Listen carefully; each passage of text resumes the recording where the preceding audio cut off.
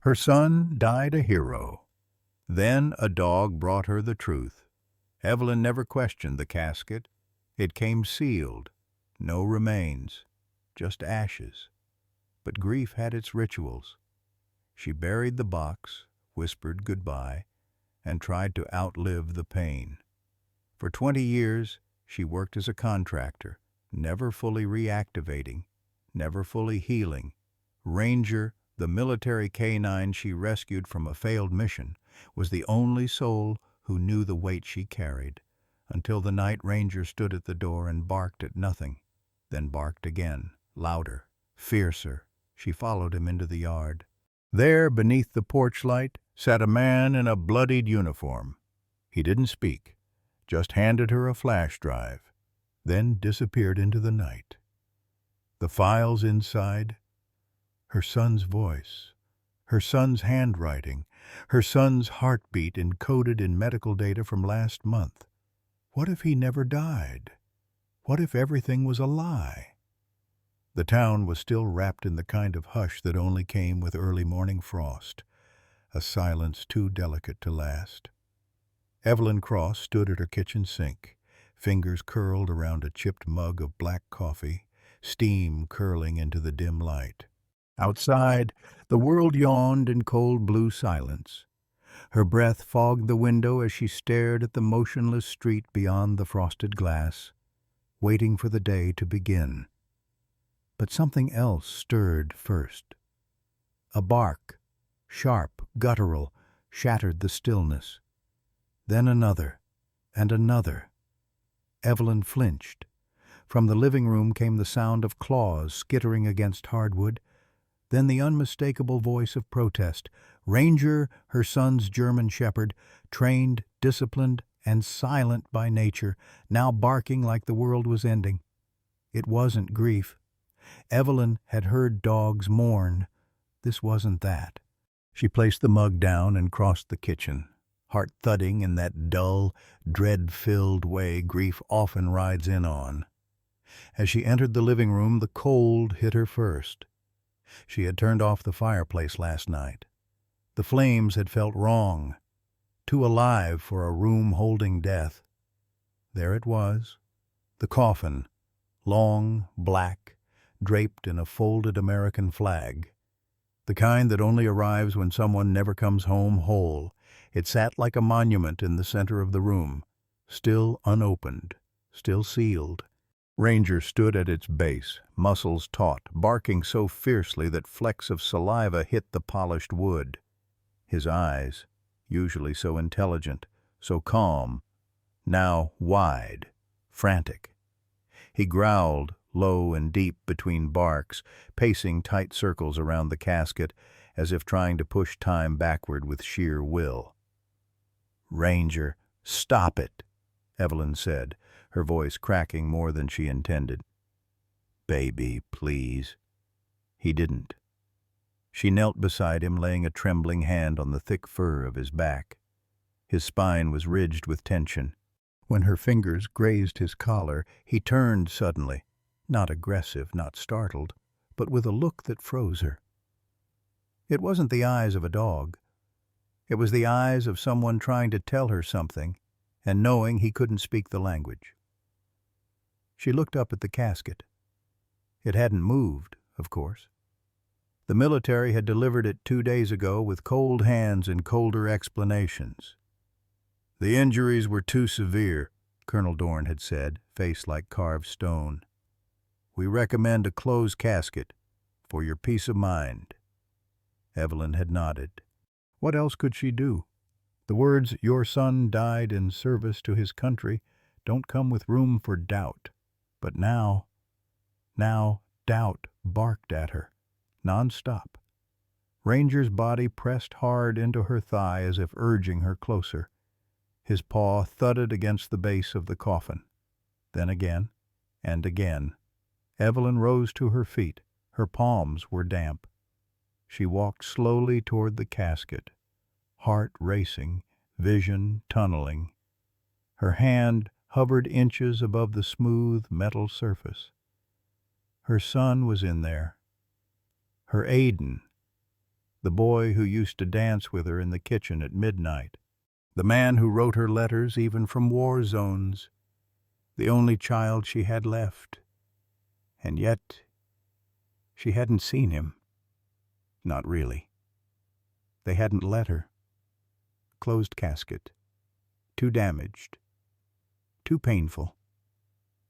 She remembered her husband's funeral, 20 years ago. The same words, same folded flag, same unspoken wall of secrets. Ranger barked louder. She turned to him. "What are you trying to say?" Of course he didn't answer, but he circled again, then stood still, facing the casket like a soldier at attention. Evelyn pressed both hands against her face. The grief threatened to boil up again. That suffocating kind, the one that makes you forget your own name. But underneath it now was something else. Suspicion. Her phone buzzed on the counter.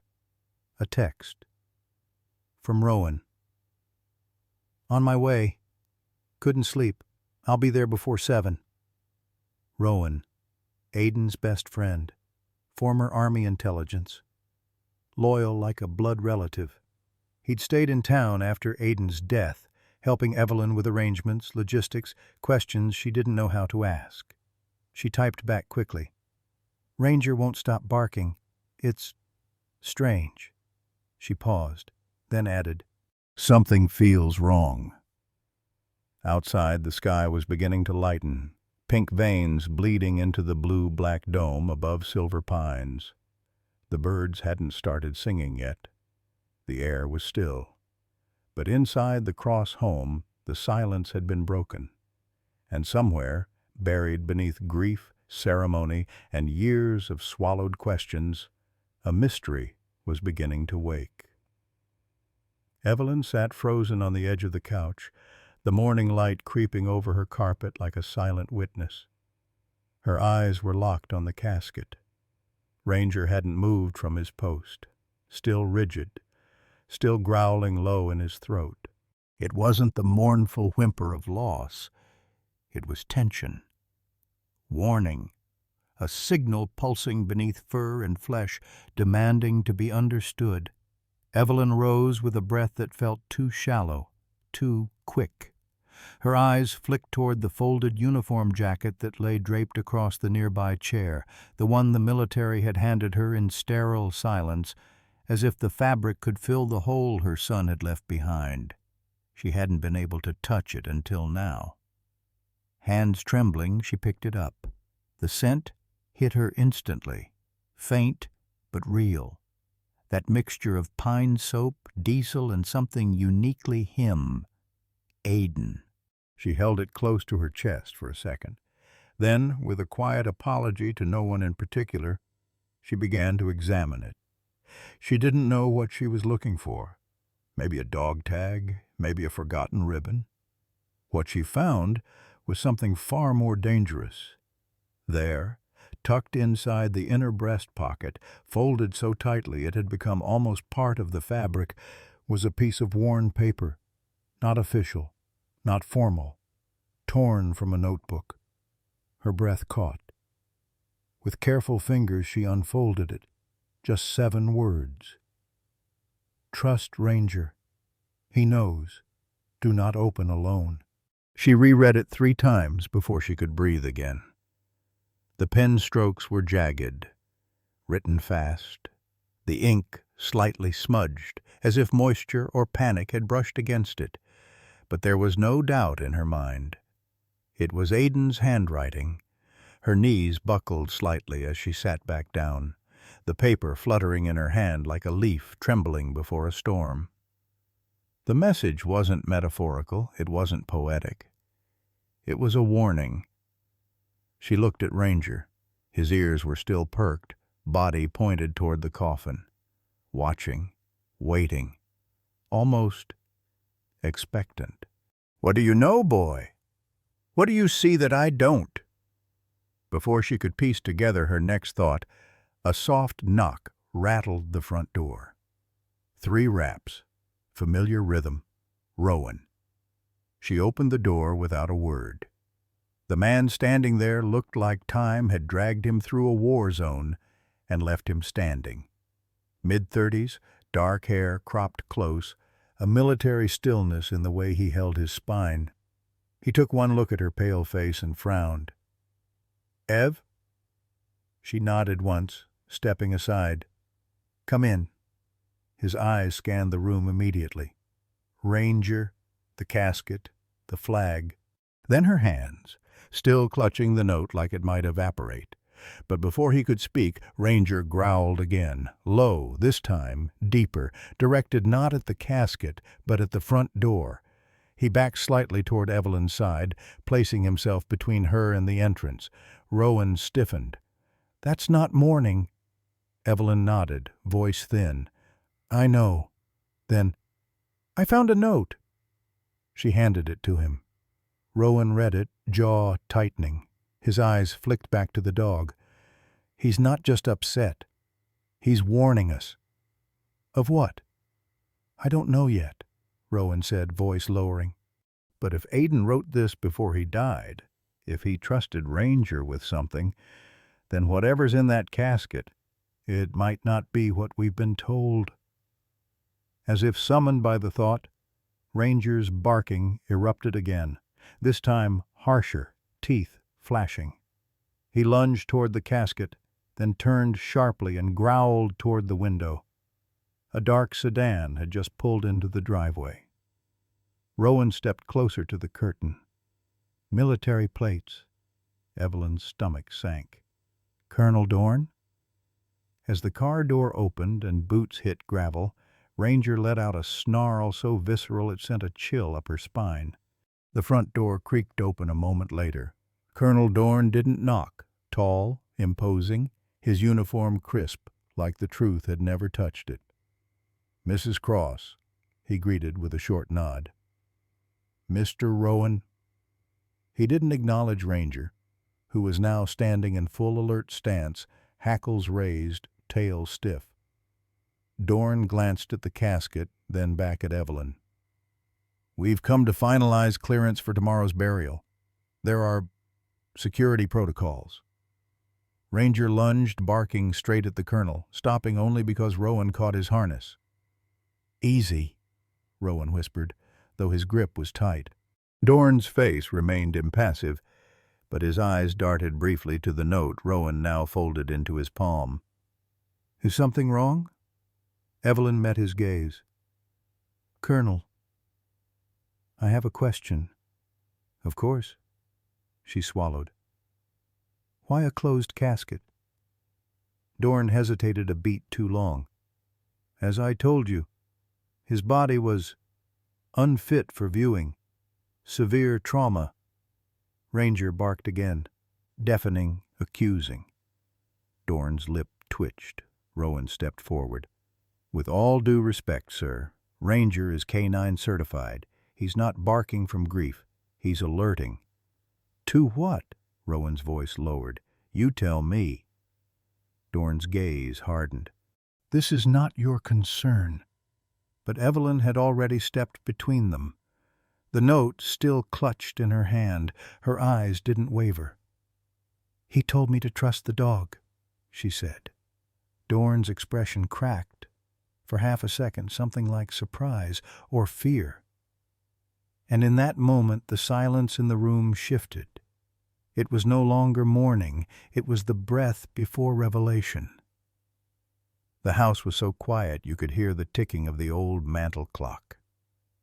Ranger stood at the edge of the casket, tail rigid, muscles taut, breath held like the rest of them. Evelyn's hands trembled as they hovered above the latches. For 2 days, she had stared at the sealed coffin like it held the gravity of the universe, like the wood and brass might crumble if she dared disturb its dignity. Every fold of the flag had been pressed by military hands, every word from Colonel Dorn, calculated, final. But Aiden's note still rested in her palm like a heartbeat refusing to stop. "Trust Ranger. He knows. Do not open alone." And now she wasn't alone. Rowan stood beside her, jaw locked, shoulders squared, like he was bracing for gunfire. He said nothing. Didn't need to. His presence was enough. Aidan's oldest friend. His brother in everything but blood. The room had gone dim despite the morning sun, as if the air itself was afraid to witness what came next. Evelyn drew in a breath that trembled through her ribs. Then, with agonizing care, she released the clasps on the coffin. Click. The sound was too loud. Final. She looked at Rowan. He gave a small nod. Together they lifted the lid. What they saw wasn't a body. It was nothing. No flag-draped form. No dog tags. No death. Just silence. And beneath that, a piece of folded paper resting on the dark velvet lining, like a ghost left behind. Evelyn's breath caught. Her knees buckled, and she would have fallen if Rowan hadn't grabbed her arm. "It's empty," she whispered, voice breaking. "Oh my God, it's empty."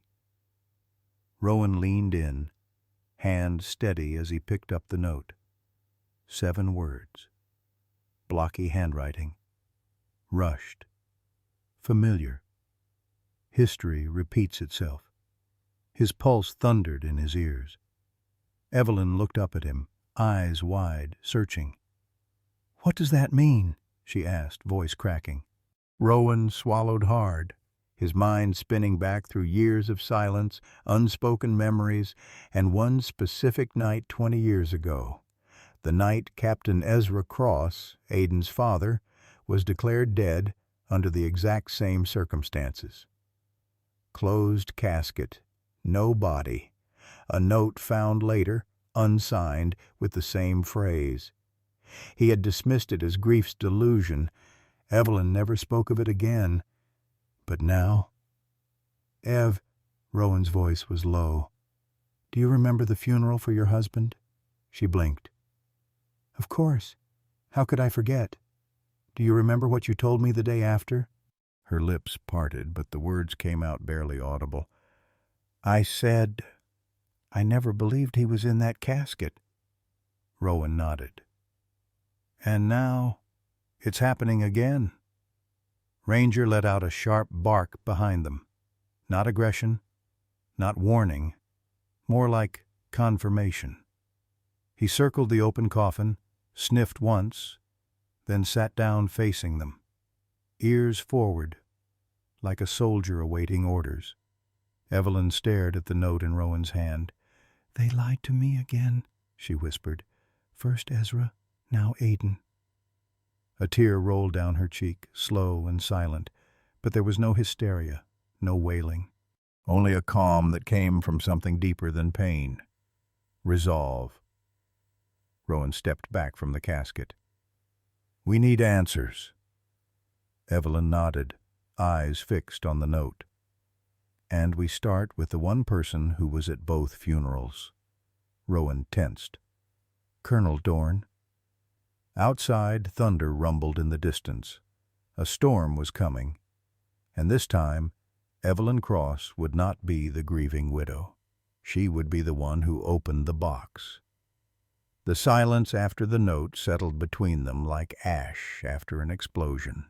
Evelyn stood in the hallway, staring at nothing, her hand still curled from where it had gripped the edge of the coffin. History repeats itself. The phrase was etched now, not just on paper, but in her bones. She moved through the house as if wading through something heavy. The rooms blurred at the edges. She didn't remember sitting down, but suddenly she was on the edge of Aidan's bed, her knuckles white around the frame of a photo, one taken the day before Gabriel's deployment. 20 years ago, back when her husband still laughed like nothing could touch him, back when she believed the uniform stood for honor, not secrets, back when Aidan was 6, and followed Gabriel around like a shadow with tiny boots and a stuffed dog tucked under his arm. The image in the frame trembled in her grip. She whispered into the empty room, "It's happening again, isn't it?" Ranger padded in quietly, then lay at her feet, his eyes never leaving her. There was something knowing in them, as if he, too, could smell the echo of something wrong, something old. And that's when the memories broke loose. Flashback. The air was thick with heat, even in the shade. That summer, the Oregon wildfires had blackened the horizon. But that wasn't what Evelyn remembered most. It was the knock on the door. 2 men. Dress uniforms. Faces carved from marble. One of them carried a folded flag. The other held a file. Thick, sealed, and marked with black tape that read, "Classified." They told her Gabriel had died during a training accident. Details unavailable. The words were slick, practiced, detached. Her throat had closed then, unable to protest as they guided her through the arrangements. No viewing, severe trauma, too difficult for the family. Evelyn remembered clutching Aidan in her arms, the boy's sobs soaking into her shirt as she tried not to scream. She remembered the coffin, too light, the funeral, too neat. And most of all, she remembered what came in the mail 3 days later, slipped inside a manila envelope with no return address. A note. Just 3 words. History repeats itself. She had burned it, told no one. It had haunted her ever since. Now, the frame in her hands slipped from her grip and hit the carpet with a soft thud. She bent forward, breath ragged, face buried in her palms. "My God," she sobbed. "They took him too, just like they took Gabe." Rowan stood quietly in the doorway. He didn't speak, not yet, because some grief needs space to collapse. Evelyn shook her head, her voice cracked and hollow. "I raised him. I watched him walk into that recruiter's office. He said he wanted to serve like Dad. I let him go. I let him follow the same path. And now—" She couldn't finish. Rowan stepped forward slowly, crouching beside her. "You didn't let him walk into this," he said gently. "They led him, the same people, the same pattern. You saw the signs back then, but no one believed you." Evelyn looked up, eyes red, jaw clenched. "And now my son is gone, and no one will believe me again." Rowan didn't flinch. "I believe you." A beat of silence passed between them. Then a sound, low and deliberate. Ranger let out a quiet whine, then got up and walked out of the room. Evelyn frowned. "Where's he going?" Rowan stood. "I think he wants us to follow." She rose slowly, her body heavy with the weight of memory and fear, because for the first time in 20 years the past wasn't a closed chapter anymore. It was a pattern still unfolding, and her son was now written in its margins. Some dogs don't just mourn, they lead. Ranger was gone for less than a minute before Evelyn and Rowan heard the shuffle of movement from down the hallway, purposeful, rhythmic. When Evelyn turned the corner into Aidan's old room again, Ranger was there, standing at attention by the door frame like a soldier reporting for duty. Between his teeth, he carried a scuffed pair of military boots. Evelyn blinked, her heart stuttering. He laid them at her feet with a soft thump. The boots were Aidan's, worn at the soles, laces neatly tied. She hadn't seen them since before the deployment. The last time Aidan visited, he'd left them tucked beneath his bed. He said they were lucky. She knelt and picked them up slowly, almost reverently. They still smelled faintly of pine and oil. Ranger watched her, unmoving. Then, just as swiftly, he turned and disappeared again. Rowan raised an eyebrow. "He's doing this on purpose." "I know," Evelyn whispered. Ranger returned seconds later, this time dragging Aiden's field jacket, folded with precision, not tossed, placed. There was deliberation in his every move, a steady focus Evelyn recognized from the old days when Gabriel trained dogs like this in the K-9 Corps. But this wasn't just training. This was mission mode. Ranger looked at Rowan, then Evelyn, and trotted to the bed.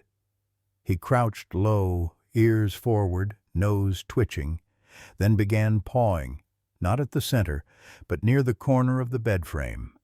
1, 2, 3 swift scratches, not frantic, but practiced.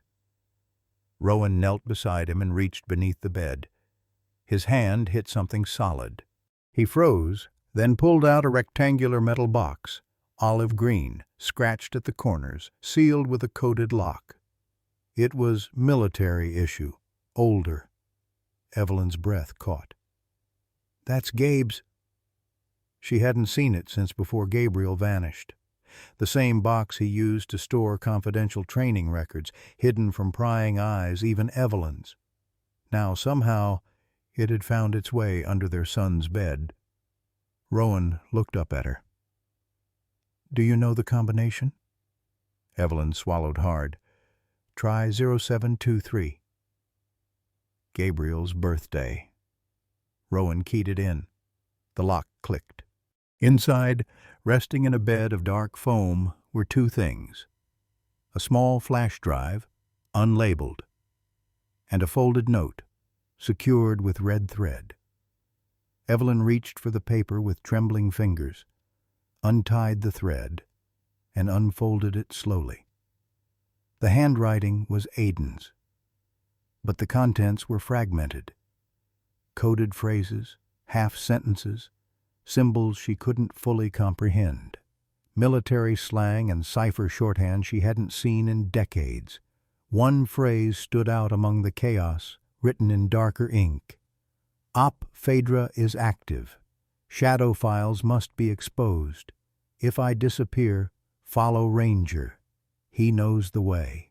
Rowan exhaled, long and low. He knew he might not come back. Evelyn sat down on the bed, her knees suddenly weak. "No.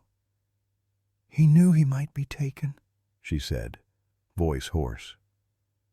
Ranger padded closer, placing one paw gently on the bed frame beside her, as if to steady her. Rowan examined the flash drive, weighing it in his palm. "We can't plug this into anything standard. If it's military grade, it might be encrypted with self-wipe triggers." Evelyn nodded slowly. "I know someone. She worked with Gabriel in Systems Command. She still owes me." They sat in silence for a beat, the weight of what they'd uncovered sinking in. Evelyn reached down and cupped Ranger's face. His eyes, alert, unwavering, met hers. "You've been trying to tell us this whole time, haven't you?" she whispered. "You never stopped working the mission." Ranger gave a soft, guttural sound. Not a whine, not a bark. Something in between. A sound that said, "We're not done yet. Some instincts never die, they just wait for a reason to resurface." It began with a flicker. A small, nearly imperceptible movement outside the front window. The kind of twitch one might mistake for a breeze pushing a curtain. But Rowan Keller had spent years embedded in forward operating bases where danger didn't arrive with a bang. It watched first, quietly, from a distance. He didn't say anything at first. He just moved to the side of the living room and slowly pulled the curtain back an inch. There it was. Parked 2 houses down. Black SUV, no plates, windows tinted darker than legal. Engine running, tailpipe faintly steaming in the cold morning air. Another one sat near the alley behind Evelyn's fence. A second SUV, no markings, no insignia. But the drivers? Stationary, too still. Rowan's breath left his lungs in a cold stream. "We've got company." Evelyn looked up from the kitchen table where she'd been trying to make sense of Aiden's ciphered note again. "What kind?" "The kind that pretends it isn't watching you. 2 cars, no IDs. I clocked them on my way here but didn't think much of it. Now they're boxed in tight." Evelyn didn't hesitate. She rose, spine straightening, and the quiet steel from her analyst days returned to her posture like it had never left. "How long?" she asked. 10 minutes, maybe less," Rowan replied. "They're waiting for something." As if on cue, Ranger, who'd been lying at the back door, bolted upright. His ears flattened, body tense. A low growl rippled from his chest. Rowan reached for the Glock on his hip, old habit, but it wasn't there. He wasn't on duty. This was supposed to be a condolence visit. Ranger paced to the hallway, then looked back at them, his body rigid, every move tight, controlled. He wasn't panicking. He was signaling. "Back door," Evelyn whispered. "He wants us out." A shadow passed across the front window. Then came the softest click. Not a knock. Not a doorbell. A test. They were being assessed. Whoever was out there didn't need permission to enter. Evelyn's hands trembled for the first time in years. But her mind raced, decoding angles, blind spots, probabilities. She grabbed the box with the flash drive, slipped it into a duffel, and tossed it to Rowan. "We move now," she said. "No arguing." Ranger barked once, sharp, commanding, and took the lead down the hall. They followed without a word, cutting through the kitchen, out the back door, through the hedgerow. Just as Evelyn's heel cleared the threshold, glass shattered behind them. The living room window blown in. 2 figures in black surged through the opening, boots heavy, eyes hidden behind visors. They moved like professionals. "Go!" Rowan urged. Ranger was already ahead, weaving through backyards with uncanny speed and precision, never letting them fall behind. He ducked between fences, led them down a narrow service alley Evelyn didn't even know existed, until they spilled out behind the local fire station. By the time they stopped to breathe, hearts pounding, their house was already 2 blocks behind them, distant and surrounded. Evelyn turned to look back, hands on her knees. Smoke drifted faintly from the open door. One of the SUVs had pulled closer. Men in black were entering without hesitation. No sirens. No questions. "Jesus," Rowan murmured. "They're not here to ask. They're here to erase." Evelyn clenched her jaw. She looked down at Ranger. His eyes were locked on hers, steady, unafraid. "We follow him now," she said. "Wherever he takes us." Rowan looked down at the duffel. "And what if we don't like what we find?" Evelyn didn't blink. "Too late for that." Ranger barked once more and took off again, not fleeing anymore, but guiding, because somewhere hidden in the path ahead were the answers Aiden had died or disappeared to uncover. The dead don't run. Unless they were never gone to begin with. The safe house wasn't on any map. It wasn't even on Rowan's GPS. They had driven for nearly 2 hours through winding forestry roads outside of Silver Pines, Oregon, until the asphalt gave up and the earth took over. Pine needles blanketed the trail in silence, and the sky overhead turned from morning gray to storm-colored steel. Ranger hadn't rested once. He sat alert in the back seat, eyes fixed forward, every turn confirmed by the stiff motion of his ears. It was as if he knew the route not by scent or sound, but by memory. Someone else's memory. Evelyn finally spoke. "How did he know this place?" Rowan glanced at her. "Because he built it." She looked at him. Rowan sighed, the weight of withheld truths finally forcing themselves out. "Aiden came to me about a month ago," he said. "Told me he might need to disappear. Said things were happening in his unit orders that didn't make sense, missions that were sanitized. He didn't trust anyone in uniform anymore."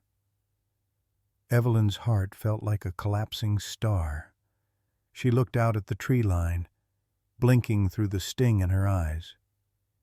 "He asked me for help," Rowan continued. "Said, if anything happened to him, if he died or if they made it look like he died, I had to follow Ranger, that the dog would know what to do. And you didn't think to tell me?" "I didn't know how," he admitted. "Not until the coffin was empty." Silence stretched in the car like a taut wire. They reached a clearing at last, overgrown, half swallowed by trees. At the center stood a rusted storage unit, the kind you'd drive past 100 times and never think to question. Ranger jumped from the vehicle before it fully stopped. He darted to the left side of the building, past a ring of brush, and pawed at a metal hatch half buried in the earth. The scratching was deliberate, sharp, urgent. Rowan followed, knelt beside the hatch, and pried it open with a grunt. A plume of dust escaped as he pulled up a set of hidden stairs descending underground. "After you," he murmured to Evelyn. She hesitated only a second. The smell of cold concrete and old air wrapped around them as they climbed down the steep stairwell. Fluorescent lights flickered on, one by one. Not motion sensors, but a hidden switch. Someone had rigged the system manually. At the bottom, the room opened into a space no larger than a trailer home, but it was alive with intent. Aiden had built a miniature command center. Corkboards covered the walls, dense with maps, satellite images, red strings connecting locations with pins. One map was circled in heavy marker, a military installation near the Nevada desert, marked only with a word, Echo. Desks lined one wall, stacked with surveillance photos. Some of men Evelyn recognized from Aiden's funeral, others in uniform, but without name tags. A laptop blinked in standby. Flash drives were slotted in a secured casing. A duffel bag, larger than the one Rowan had carried, sat sealed in the corner. Evelyn walked slowly to the center of the room. Her eyes took in every detail. A jar of peanut butter sat beside a bowl labeled Ranger, a worn photograph of her and Aiden on his graduation day, pinned to a cork board above a small fridge, and on the desk, one final note. "If you're here, Mom, I'm not dead, but they think I am. I need time. Trust Ranger. He'll bring you to me." Her hands shook as she lowered the paper. Rowan said nothing. He let the weight settle. It wasn't just a survival space. It was a lifeline. A message in a bottle sent to the only two people Aiden trusted, his mother and his dog. Evelyn sat on the edge of a cot tucked into the corner, letting the silence press into her bones. "He planned for this," she whispered. "He knew something would happen. He knew they'd come." Ranger padded over and rested his head on her knee, eyes full of something no dog should ever have to carry, a burden that once belonged to men in battlefields and ghosts in locked rooms. Evelyn stroked his fur with fingers that trembled more from sorrow than shock. "I'm listening now," she murmured. "I promise. I'm listening." And above them, somewhere far beyond the reach of maps, the world still believed Aiden Dorn was dead. But the dead don't build safe houses, and they don't leave clues, not unless they want to be found. Some ghosts don't haunt places. They haunt questions left unanswered. The hum of the fluorescent lights deepened as Evelyn stood.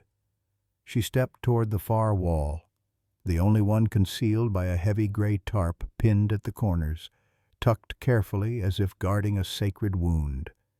The air shifted as she approached, Ranger trailing at her heel like a soldier awaiting a command. She reached out and peeled it back. The tarp fell in a sigh, revealing a patchwork of memories stitched with desperation. Photos, newspaper clippings, declassified fragments, all arranged with the obsessive clarity of someone piecing together a life erased on purpose. Red strings ran like veins, connecting base names and deployment zones, military orders and odd anomalies. Most had one name at the center, Gabriel Cross, her husband, presumed dead, buried, allegedly, in a closed casket not unlike the one that had arrived for Aidan. His name hadn't been spoken aloud in Evelyn's house in over 20 years, until now. At the very center of the wall was a photograph, grainy, black and white, but unmistakable. Gabriel, dressed in desert fatigues, standing beside a unit of unnamed soldiers, eyes cast slightly off camera. The date read 2003. The corner was labeled in Aidan's sharp handwriting, "Active, taken 7 years after reported KIA." Evelyn's breath caught like glass in her throat. She pressed a trembling hand to the image. Her fingers grazed the face she had memorized in better times, before the knock on the door, before the officers with tight mouths and colder eyes told her Gabriel had died in a training accident in undisclosed territory. There had been no body, only assurances, only silence. Now the silence broke like thunder behind her ribs. Rowan watched from across the room, his face unreadable. "You didn't know he was investigating this?" "No," Evelyn whispered. "He never spoke of his father after he turned 12. Said the military had already buried him once. He didn't want to dig him up again." But Aidan had dug, painstakingly, meticulously, and what he found changed everything. Evelyn's eyes scanned the rest of the wall. There were dispatch logs from remote outposts in Eastern Europe, incident reports with redacted sections, photos of men with obscured name tags. A single headline from a now-defunct veteran's blog, "Phantom Unit, Ghost Soldiers, and the Disappearing Men of Base Echo." Ranger sat by her side now, gaze fixed on the same photo of Gabriel. Not wagging, not whining, just still, like a sentinel. "You knew him too, didn't you?" Evelyn said softly, kneeling beside the dog. "You've seen that face." Ranger didn't move, but his tail thumped once, low and solemn. Rowan approached. "This wasn't just about Aidan," he said. "It was never just about him. He was chasing something bigger, maybe trying to finish what his dad started, or expose what his dad couldn't." Evelyn's gaze drifted toward the handwritten note Aidan had left on the desk earlier. "Trust Ranger. He'll bring you to me." But what if him meant more than Aidan? What if Gabriel wasn't dead? Or worse, what if he was alive, but no longer the man she once knew? She backed away from the wall slowly, as if stepping out of a dream too real to bear. The past hadn't just circled back. It had never left. Every photo, every clipped headline, every pin in the map was a breadcrumb left in the dark, leading back to a lie wrapped in a flag and lowered into a grave that might never have held a body. And now Evelyn knew. The story of her son's death had started with her husband's disappearance. And maybe, just maybe, both men were still out there, somewhere, waiting or watching. Some truths come too late. Others arrive just in time to burn everything down. The metal box hissed as Evelyn cracked the latch. Inside, beneath the flash drive and a folded field map, was an envelope, yellowed at the edges, wax-sealed. Her name handwritten across the front in Aiden's steady, unmistakable script. Mom. No rank, no formal address. Just Mom, the name that still made her chest ache in waves. Her fingers trembled as she peeled it open. Rowan stood behind her, silent. Ranger, as always, sat close, his eyes fixed on her like he knew what was coming. Evelyn unfolded the single sheet inside. The paper smelled faintly of cedar and sand. If you're reading this, it means they lied to you again, just like they did with Dad. Her breath hitched. I found him, Mom. He's alive. He's not the same, but he's not dead. I couldn't tell you. Not yet. I needed proof. I needed to be sure. Evelyn's throat closed. Her heart galloped painfully against her ribs. The flash drive has everything. Names, locations, transfers, surveillance. It took years to gather it, too long. And now I think they figured out that I know. I didn't mean to become the secret, I just followed the trail. His trail. They called it a training accident. But there was no accident. There was no training. The ink blurred where a drop of water, no, a tear, had fallen. Evelyn didn't notice it until she realized she was shaking. I think Dad got caught in something they couldn't bury clean, and now I have too. But Ranger knows. I trained him for this. If something happens to me, trust him. He'll get you out. She paused. The silence in the storage unit became deafening. Ranger nudged closer, placing his chin on her lap, grounding her. She clutched the letter tighter. I never wanted to hurt you. I just wanted to bring him home. For you, for us. You deserved more than a folded flag. You deserved the truth. A soft sob broke loose from her chest. It sounded strange in the sterile light of the command center. Raw, unfamiliar, like it hadn't been allowed to escape for 20 years. I don't know what they'll tell you, Mom, but I need you to remember this. History doesn't just repeat itself. It gets better at hiding the body. Don't let them bury me like they did him. Find me. Finish this. I love you. Aiden. She folded the letter slowly, as if her hands had aged years in seconds. 2 men, 2 caskets, neither of them real. Her grief had been manipulated, packaged, handed to her with military ceremony and bureaucratic finality, all while the truth clawed beneath the surface, begging to be unearthed. The flash drive glinted faintly from the desk, like an unopened door. Rowan stepped forward gently. We'll go through the files. We'll trace it all. But Evelyn didn't answer right away. Her eyes were far away, not just in the past, but in some place where love, rage, and betrayal lived side by side. She touched Ranger's head, voice hoarse. You knew all along, didn't you?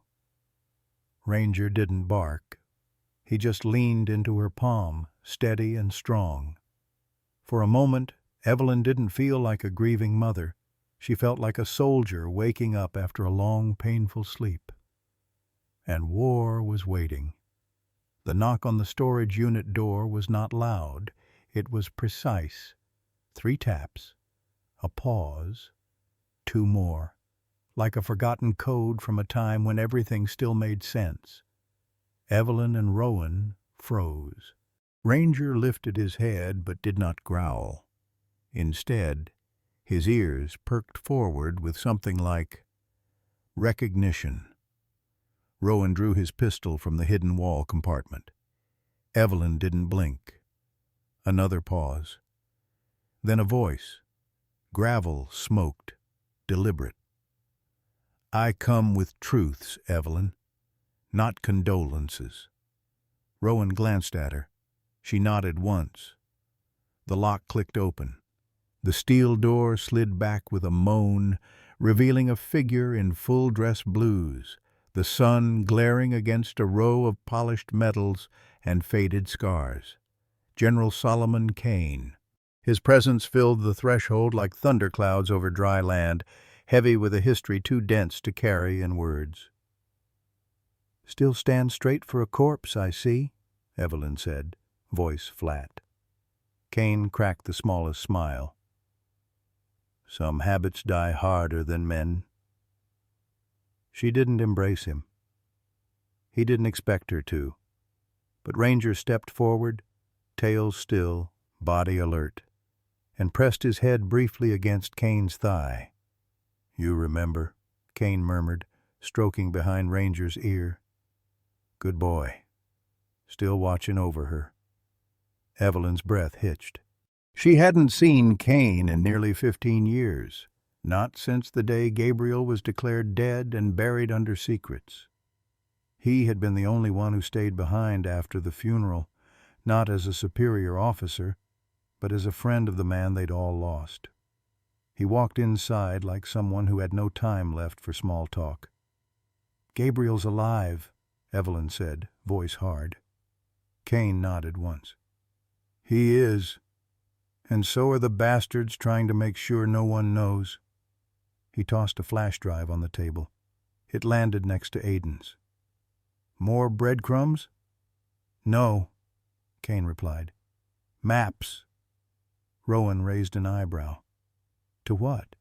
Kane met Evelyn's eyes, and for the first time she saw the burden behind them, a soldier's guilt steeped in years of deception. "To the web your husband and your son got caught in." He sat down heavily. "They call it Dominion, or used to. Black budget operation, ghost-level clearance. It was built off the books, inside the bones of Homeland and DOD, feeding off every war we've fought since Desert Storm." "Built by who?" Evelyn asked. Kane's jaw tightened. "Patriots. At least that's what they called themselves.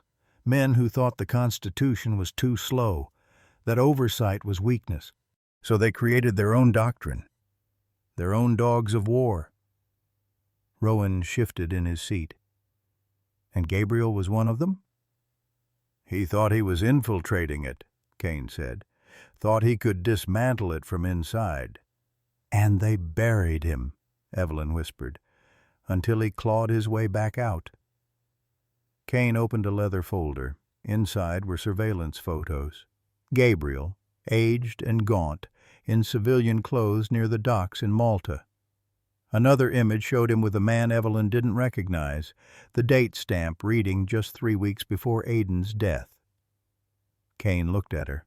"Your son didn't stumble into this, Evelyn. He followed the trail his father left behind, picked up where Gabriel was forced to stop." Evelyn couldn't speak. Ranger moved beside her and sat, breathing steady, as if grounding her again. Kane continued, his voice low. "The casket was never meant for him. It was meant to stop you, to end the trail." Rowan asked, "Why not just kill her?" "Because Evelyn Cross is more dangerous alive and questioning than dead and mourned. And because someone inside Dominion still has a sliver of soul left." Evelyn looked up. "You?" Kane didn't answer right away. "I swore to Gabriel I'd watch over you. And when Aiden called me 8 months ago, I knew the past hadn't died. It had just changed uniforms." Silence folded over them. Only Ranger stirred, pawing gently at the corner of the map Kane had brought. Kane's voice softened. "You wanted the truth, Evelyn. But the truth is ugly. And it has a name." He reached into his coat and placed a worn dossier on the table. The first page bore a single phrase in red block letters. "Dominion Initiative. reinstated. Below it, a name Evelyn had not heard in 20 years. Colonel Nathaniel Dorn. The same man who had stood at her door with folded hands and fake grief. The same man Ranger had growled at, not out of mourning, but out of memory. Evelyn didn't flinch. She closed the folder. Then we ended. The storage unit had turned into a war room. Strings of red thread crossed the map like veins under skin, pinning locations, names, and timestamps to the walls Aiden once called noise filters. But Evelyn knew better now. It wasn't noise. It was a heartbeat, one that had never stopped. She sat cross-legged on the concrete floor, Aiden's flash drive open on the second laptop Rowan had decrypted. Surveillance logs filled the screen, dated entries, movement patterns, call records, and a name that made her stomach coil. Dorn, Nathaniel. Activity. Logged, Tier 3 surveillance, Aiden Cross. Shadow clearance override, GC. Asset flagged. Objective, containment, psychological destabilization, retrieval if possible. She stared at the screen as if it had grown teeth. Colonel Dorn. A man who had carried her son's coffin with tears in his eyes. A man who used to send Aiden handwritten letters from every deployment. A man who once sat in her kitchen praising her boy for the kind of courage this country forgot how to breed. She rose to her feet slowly. "Kane," she called. Her voice didn't waver, but something colder sat beneath it. The general walked in, wiping dust from a folder labeled Sable Run. She turned the laptop to him. "Tell me this isn't what it looks like." Kane didn't move. His eyes scanned the screen, and his expression, unreadable at first, darkened into something near shame. "I didn't want to believe it either," he said quietly. Rowan stepped forward, glancing between them. "Wait, Dorn? The man Aiden trusted with everything?" "He was Aiden's commanding officer, his mentor." Evelyn's voice cracked. "He taught him to think tactically, to question inconsistencies, to build this." She motioned around the room. The intel boards, the layered encryption, the scent markers Ranger had been trained to follow. Kane exhaled like he'd been holding a breath for years. "Dominion recruits loyalty by debt," he said. "They don't just use people. They make them grateful to be used. Dorn lost a brother in an op 25 years ago. Gabriel pulled him out alive. After that, he became the perfect soldier." "So what happened?" Rowan asked. Kane's jaw clenched. He stopped seeing Gabriel as a friend and started seeing him as a liability. Evelyn turned to the wall where Gabriel's photo was pinned with the word active scrawled in red ink.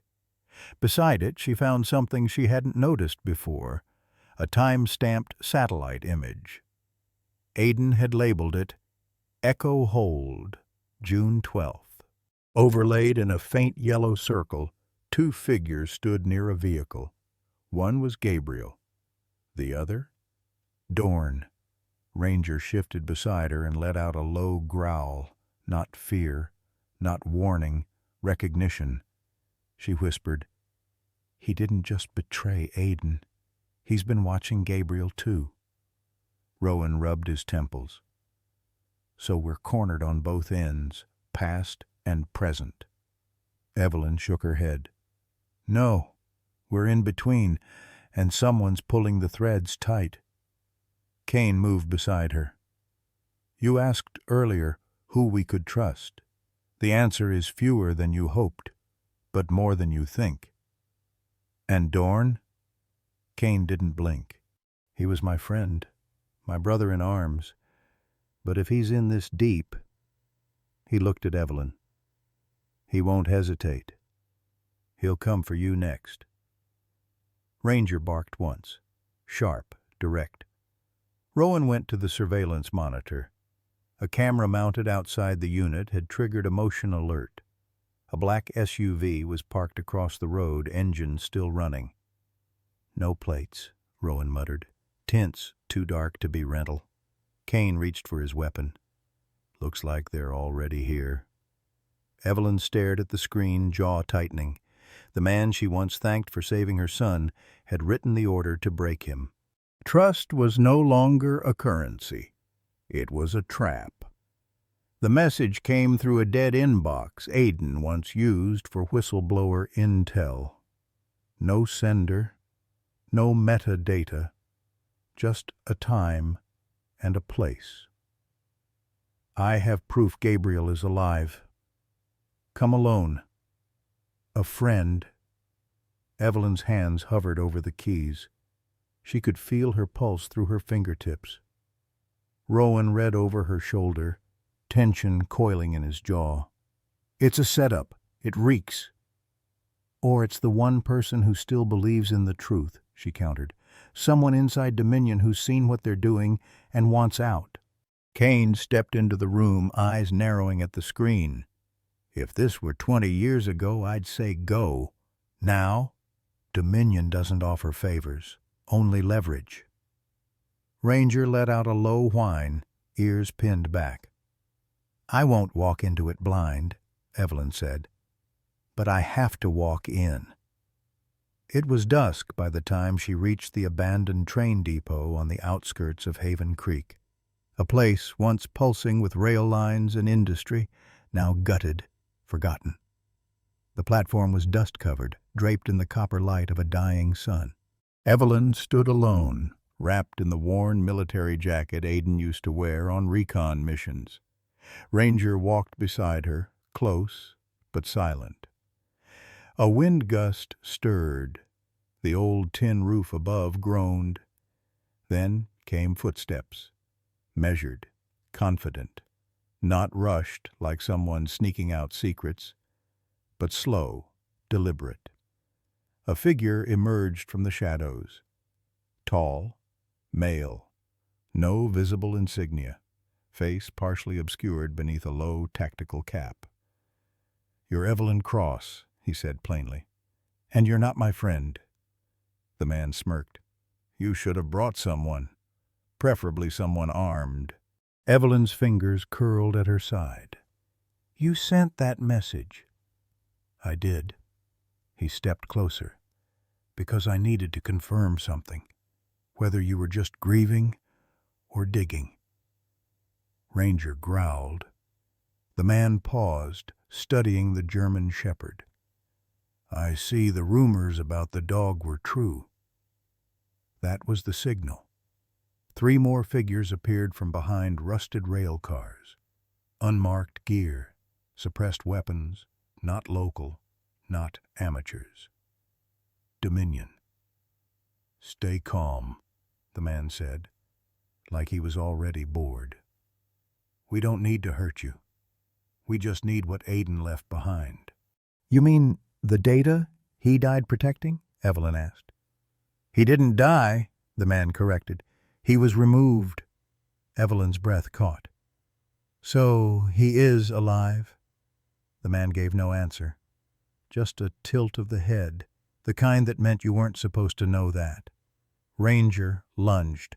Snarling, he launched toward the closest operative, knocking him sideways into a support beam with such force the weapon clattered loose. A shot fired into the air. Screams followed. Evelyn ran. Adrenaline roared in her veins. Ranger was beside her, her shadow and shield. The other operatives scrambled disoriented, trying to regain position. And then a spotlight burst to life from above. A shout. "Evelyn! Down!" Kane's voice cut through the chaos like a whip. From the rooftop of an adjacent warehouse, he opened fire with precision. Covering her escape with practiced ease, Kane laid down suppressing rounds, buying seconds they didn't have. Evelyn slid behind a stack of pallets as Kane rappelled down the building like it was 2003 again. "Tell me you got something," he barked, grabbing her by the arm. "I got a name. I got confirmation." "Good." Let's go before they recalibrate. Ranger leapt over a crate and barked twice. Sharp, directional. The back alley. They ran. Back at the safe house, Evelyn stared at the hard drive Kane had yanked from the belt of the lead operative. Encrypted, but not impenetrable. Rowan sat beside her, already writing code, fingers trembling with fury. Dominion knows we're active now. No more shadows. They know, Evelyn whispered, voice flat. Because I let them. Kane raised an eyebrow. I needed to see how close they were. And now I know. She looked at Ranger, blood still drying on his coat, and felt a sick, vengeful calm settle into her bones. The game had changed. The dead weren't just alive, they were fighting back. The air inside Unit 401 was thick with dust and memory. Evelyn stood in the dim light, heart pounding as Rowan rolled the corrugated door shut behind them.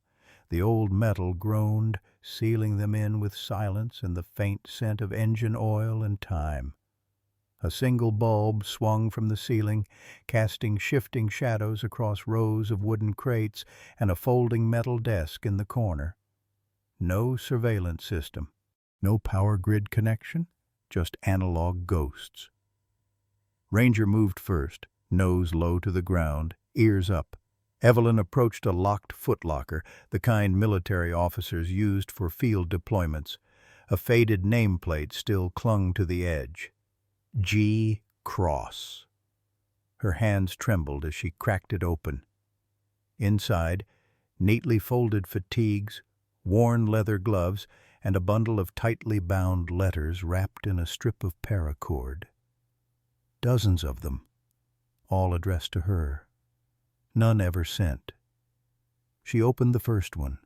The ink had bled from age, but the handwriting was unmistakable. My Evelyn, I can't tell you where I am. Only that I volunteered, and now I regret it. Not because of the risk, because of what I'm becoming. If Aiden ever asks about me, lie to him. Keep him clean. Keep him whole. Love, G.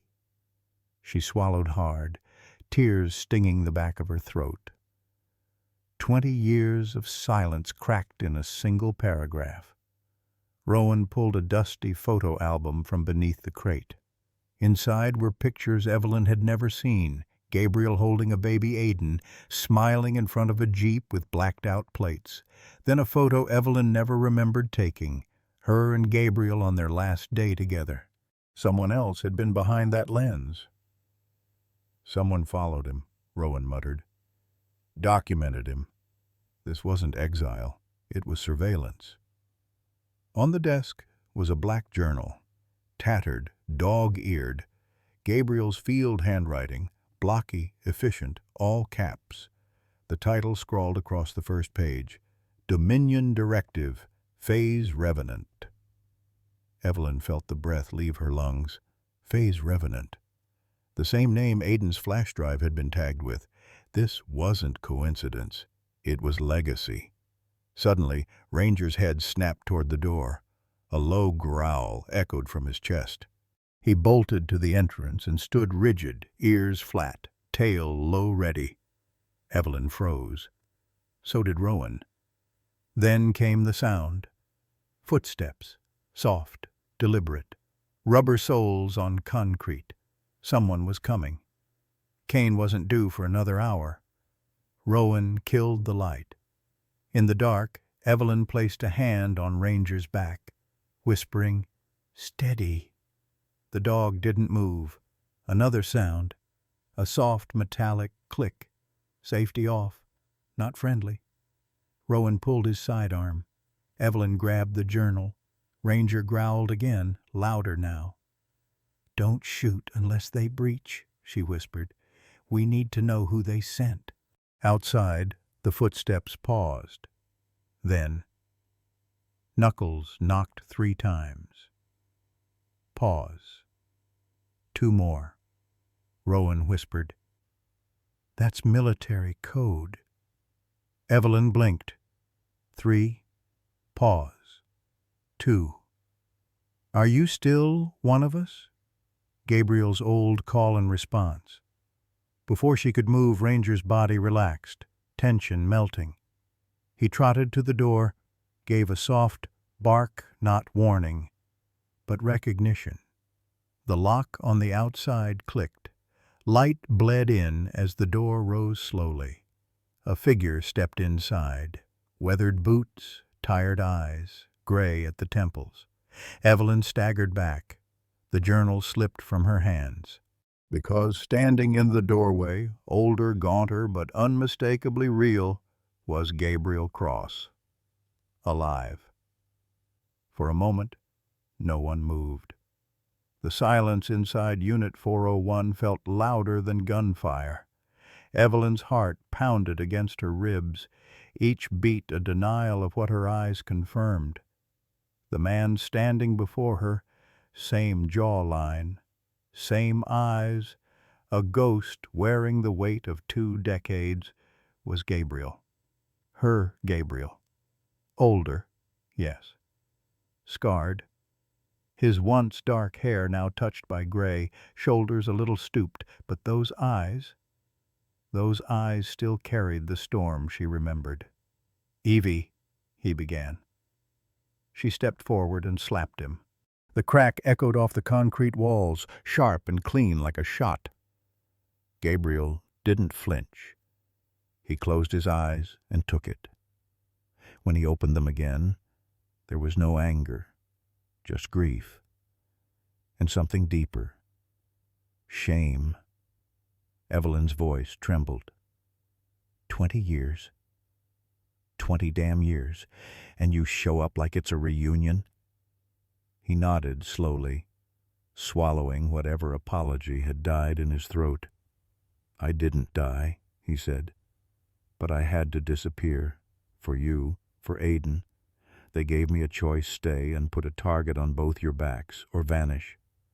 She was shaking now, from rage, from relief. From 20 years of widowhood being rewritten in real time. "And Aiden?" she hissed. "Did he get a choice?" Gabriel's face cracked at the mention of their son. He looked at the ground. "He found me," he whispered. "I told him not to dig. Told him to stay out. But he's your son. He couldn't let go." Rowan watched silently, hand still near his weapon. Even Ranger sat still, sensing the moment wasn't his. Evelyn's voice dropped, raw. "You let him chase your ghost. Let me bury an empty coffin for both of you." Gabriel reached into his jacket and pulled out a folded, paper-creased, worn, near disintegrating. He handed it to her with trembling fingers. It was the letter he wrote the night he left. "Evie, if you're reading this, it means I failed. But maybe you survived. Maybe they didn't get to you. I've been tracking something. Something bigger than all of us. I don't know how far it goes, but if Aiden's ever in danger, don't trust anyone in uniform without a name you recognize. Dominion isn't a theory. It's a disease." Evelyn clutched the paper like a lifeline. "I've been working from the shadows," Gabriel continued, "leaking intel, building counter-narratives, but they're evolving faster than we can chase them. They want to rewrite history from the inside out. And now they know Aiden got too close." Tears ran down Evelyn's face, but she didn't wipe them. She just stared at the man she had loved, hated, mourned, and now had to learn all over again. "I buried you," she said, voice cracking. Gabriel stepped closer, voice breaking. "And I died every day knowing you had to." They stood there, broken and breathing, and somewhere near their feet, Ranger let out a low whine, pressing his body against both of them as if to remind them, "You're still here, still alive, and this war isn't over yet." The storm outside the storage unit had begun to swell, gray light pooling through rusted vents, thunder rolling low like the growl of something ancient and patient. Inside, the silence was thicker. Evelyn stood with her arms crossed tight across her chest, still clutching the tattered letter Gabriel had given her. It trembled in her grasp, not from wind, but from the aftershock of a truth detonated too late. She stared at him. No more tears, no more fury, only ice. No more riddles, no more half-truths. I want it all. Why me? Why now? And why the hell was our son chasing your ghost like it was some heroic legacy? Gabriel didn't answer at first. He sat down on the cold metal bench by the wall of dusty gear bags, the weight of 2 decades sagging across his spine. He looked like a man who'd spent years rehearsing a speech that now tasted like ash in his mouth. "You were always the smartest one," he said finally. "They knew that. Dominion doesn't just erase enemies. It targets variables. You were too sharp to stay uninvolved." She cut him off. "So you disappeared? To protect me?" "To protect you both," he said, firmly this time. "But it wasn't just me. 3 years ago, Aiden came looking. I warned him off, told him to let the past rot. But he brought files, names, evidence that matched my own intel. He wasn't chasing ghosts. He was chasing truth." Evelyn felt her knees weaken. She gripped the edge of a work table for balance. "He knew?" she whispered. "For 3 years?" Gabriel nodded. "He didn't want to tell you until he was sure, until we had enough to shut it down." Dominion doesn't play fair, Evie. They rewrite families, reprogram loyalties. You speak the wrong name and suddenly your record vanishes. Your son dies in a training accident and your memory gets boxed and buried like a clerical error. Her voice cracked. "He died protecting a lie." "No," Gabriel said, rising. "He lived trying to end one." There was a long silence between them. Ranger sat between Evelyn and Gabriel, tail sweeping slowly along the floor, not choosing sides, just present, always present. Rowan leaned against the far wall, face unreadable. But even he, a stranger to this war-torn love story, looked moved. Evelyn turned to Gabriel. Her tone softened, but still edged. "Do you know what it's like to mourn someone who isn't dead? To hold your son as he folds the flag you never got to salute for your body?" Gabriel's eyes glistened. "I've seen every birthday from a distance. I watched him graduate from Quantico through a sniper scope because I couldn't risk showing my face. I'm not asking for forgiveness, I'm asking for one last mission." Evelyn's face didn't soften, but her stance shifted just slightly. "We do this on my terms," she said. "No more secrets, no more shadows. If you want this family back, you fight for it in the light." Gabriel exhaled like he'd been underwater for years. Agreed. They weren't healed, they weren't whole, but for the first time in 20 years, they weren't alone. And that was something. The makeshift command center inside the bunker breathed with a quiet pulse rows of monitors flickering blue light over tired faces. A generator hummed somewhere underground, steady as a heartbeat. Evelyn stood at the center table, the flash drive inserted, its contents blooming across the screens like a virus of truth. Gabriel leaned in, eyes scanning faster than his age should allow. Rowan sat on a crate nearby, chewing the edge of a pen cap, muscles tense beneath his hoodie. Ranger paced once, then settled at Evelyn's feet, ears perked. Lines of code unraveled. Heat maps flared. Satellite images, emails, deep-fake IDs, troop movement simulations. Evelyn's fingers flew across the keyboard, unlocking archive after archive. This wasn't just intelligence. It was a war in ones and zeros. "Jesus," Rowan muttered. "This isn't surveillance. This is a battlefield plan." Gabriel didn't flinch. He pointed at 3 red pins glowing on a topographic overlay. "Camp Hadley, Fort Owen, Naval Base Red Ridge, all scheduled for simultaneous internal breach simulations next week." Evelyn zoomed in. The timestamps didn't lie. "They're not drills," she said. "They're cover stories." A pause. Then Gabriel said it. "They're staging a false flag." The words hung in the air like a noose. Evelyn backed away from the monitor, heart pounding in her ears. These bases are active. Thousands of lives. Families. Trainees who barely know how to fire a sidearm. "Dominion needs fear," Gabriel said grimly.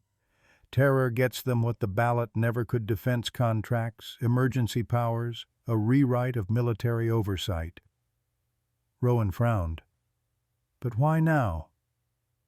Gabriel tapped another window on the screen, a confidential policy draft marked Ridgeway Reform Initiative.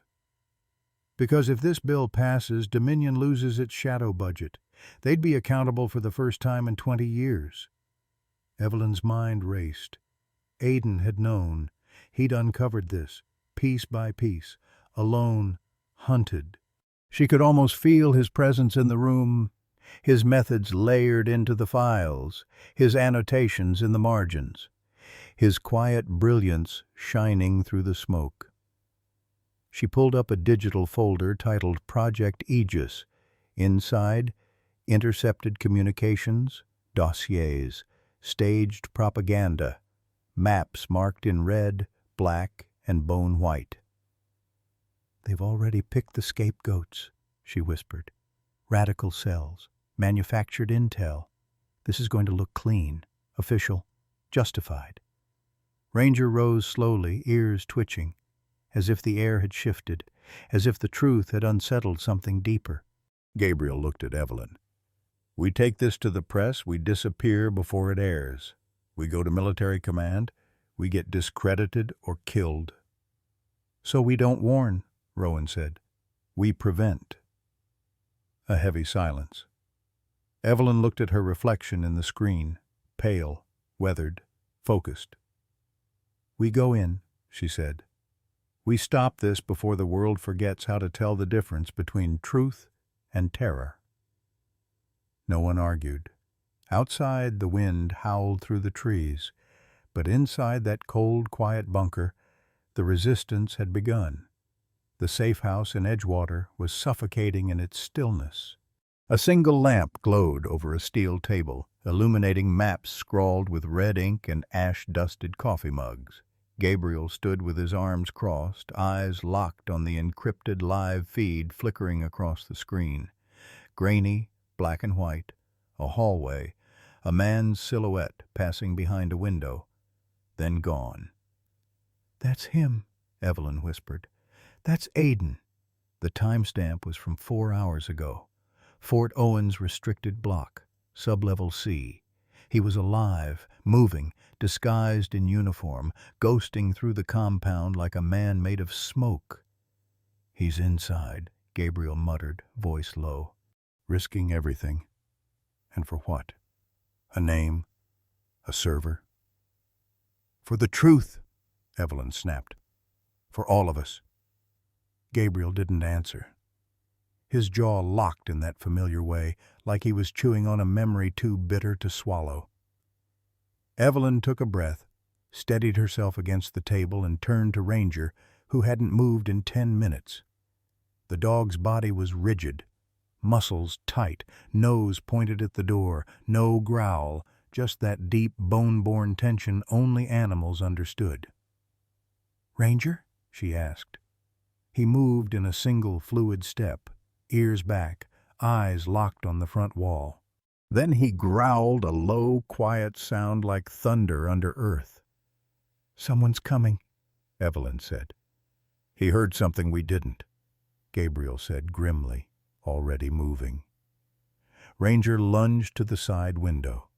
then froze. One bark, then silence.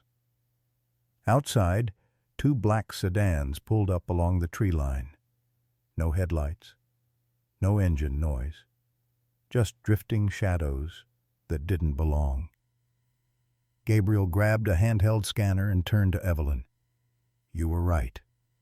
They traced the drop point. Dominion's moving faster than we thought."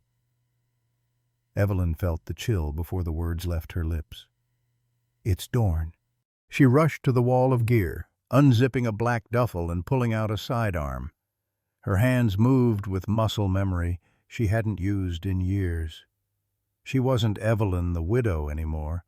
She was Evelyn Cross, former intelligence analyst, and tonight that woman had returned. "We have to move. If Aiden is still inside, we don't have hours, we have minutes." Gabriel nodded, then checked the clock. "We split. I draw Dorn's attention. You get to Fort Owen." "Not without Ranger," Evelyn said.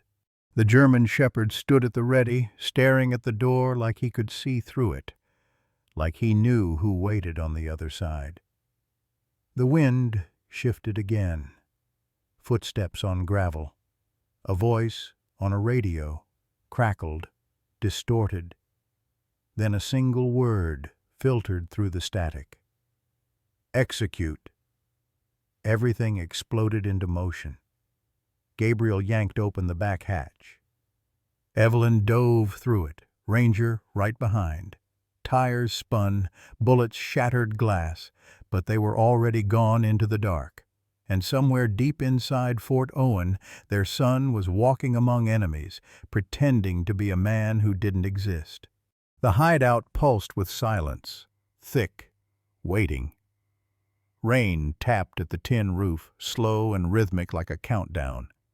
Evelyn stood at the table, hands splayed on its surface, scanning the last decrypted files Aiden had sent from Fort Owen. Names, coordinates, timers. Gabriel leaned against the far wall, cleaning his sidearm with motions too calm to be anything but practiced dread. Ranger slept near the door, but his ears twitched with every distant noise. That's when the door creaked. It wasn't kicked open. It didn't need to be. Colonel Dorn stepped into the room like he belonged there, like the betrayal wasn't burning in the air around him. His uniform was clean, unmarked, and in his right hand was a matte black pistol, steady as truth. "Hello, Evelyn," he said, soft. "It's been a long time."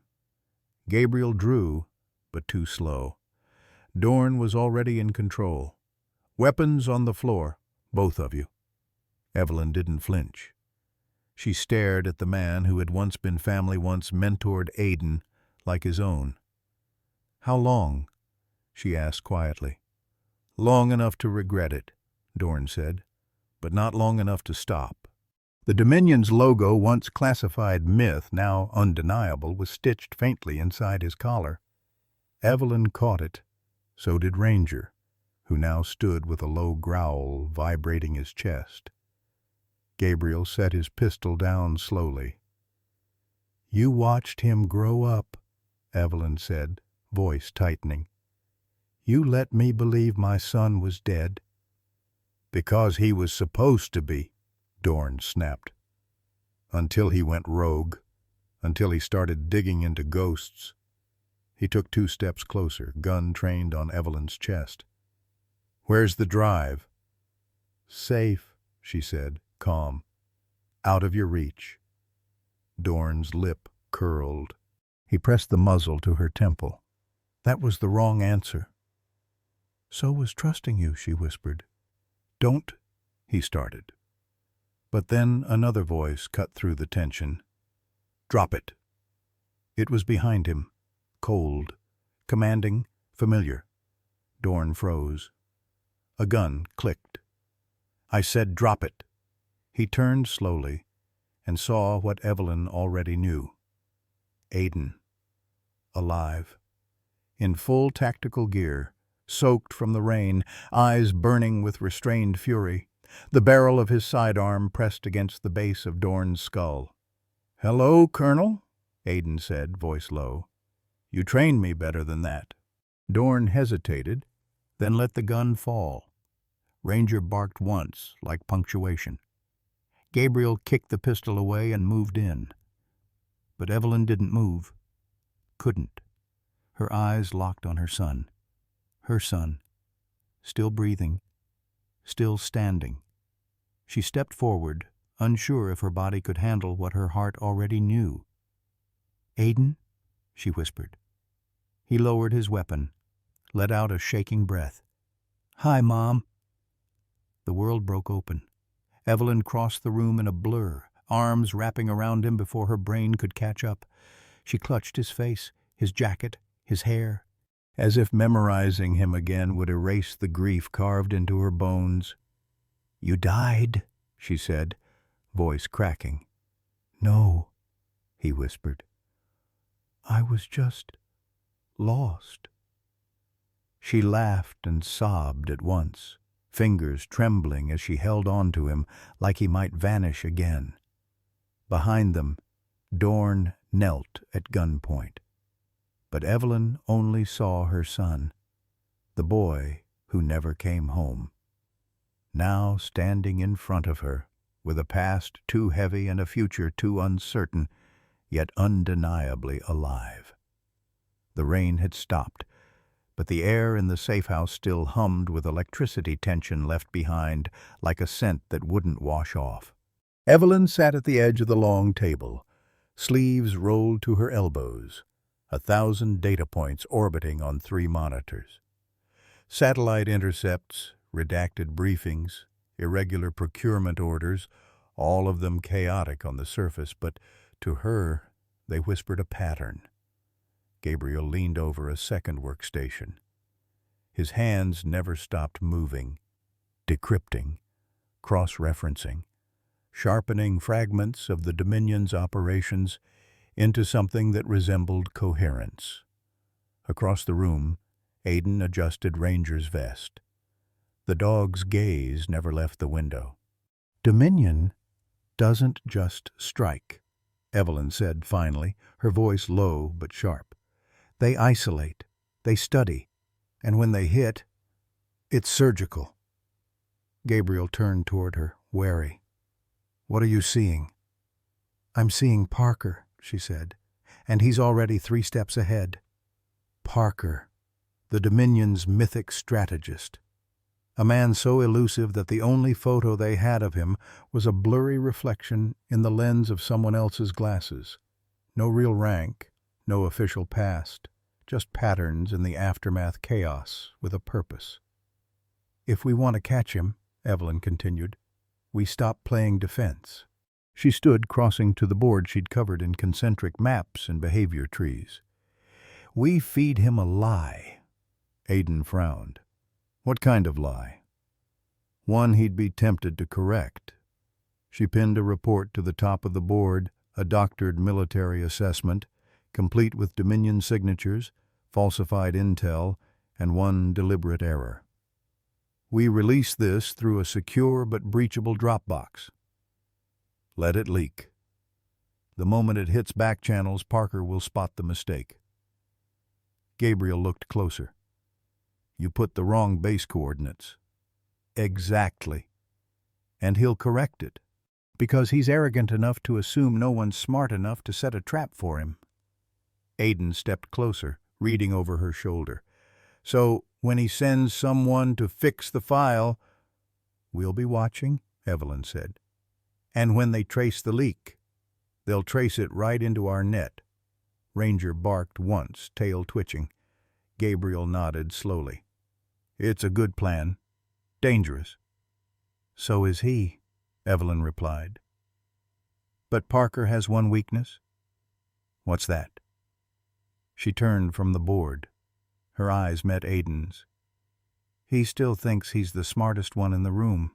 The forest was colder than it should have been for late spring mist, curling along the ground like breath held too long. Ranger darted ahead, agile and silent, nose low to the moss-covered earth. Aiden followed just behind, rifle slung, eyes scanning the tree line. Evelyn moved slower, every step weighted by the anticipation coiled in her chest. They reached the clearing by dusk. It wasn't marked on any map, not visible from drone scans, but Ranger stopped dead in front of what looked like an old stone well, overgrown with ivy. He let out a low whine, then pawed twice at the base. Aidan knelt and pushed aside a camouflaged tarp. Beneath, a rusted hatch waited, sealed with a biometric lock and coated in decades of dirt. Gabriel's voice came through on the earpiece. "That's Site Echo 9. It was burned in '08. No survivors, no files." Evelyn reached out, placed her hand against the scanner. Beep. Access granted. The hatch hissed. A passage opened into darkness. The interior was dry, sealed, undisturbed for over a decade. Metal shelves lined the walls, each stacked with secure drives, tape reels, and binders labeled in code. Evelyn moved instinctively, fingertips brushing over the years like she was reading time itself. Ranger stood guard at the entrance, unmoving. Aidan slid a crate onto the table. Inside, encrypted drives, wrapped in foil, one still sealed with wax. "We found Dominion's spinal cord," he whispered. Evelyn didn't answer. Her hands were shaking. She plugged in one of the drives. It came alive immediately, hundreds of files blinking into existence, branching like a neural network. Operation names, transfer logs, authorization codes that went back 20 years. "This isn't just the playbook," she said. "It's the war diary." They worked in silence, decrypting, verifying. Names scrolled across the screen, cross-referenced locations. Deaths staged as suicides. Promotions arranged by leverage. Entire units reassigned after they got too close to the truth. Then Evelyn's fingers froze. One name, bolded. Rourke. Elizabeth. Handler clearance, black. Alias, Nightbird. Aidan leaned over. "Is that—" "Yes," Evelyn whispered. "She was my roommate at Langley. We shared everything. Or so I thought." She sat back, blood draining from her face. "She helped me get out after Gabriel's death. She said it wasn't safe. She said to disappear." Ranger let out a low growl.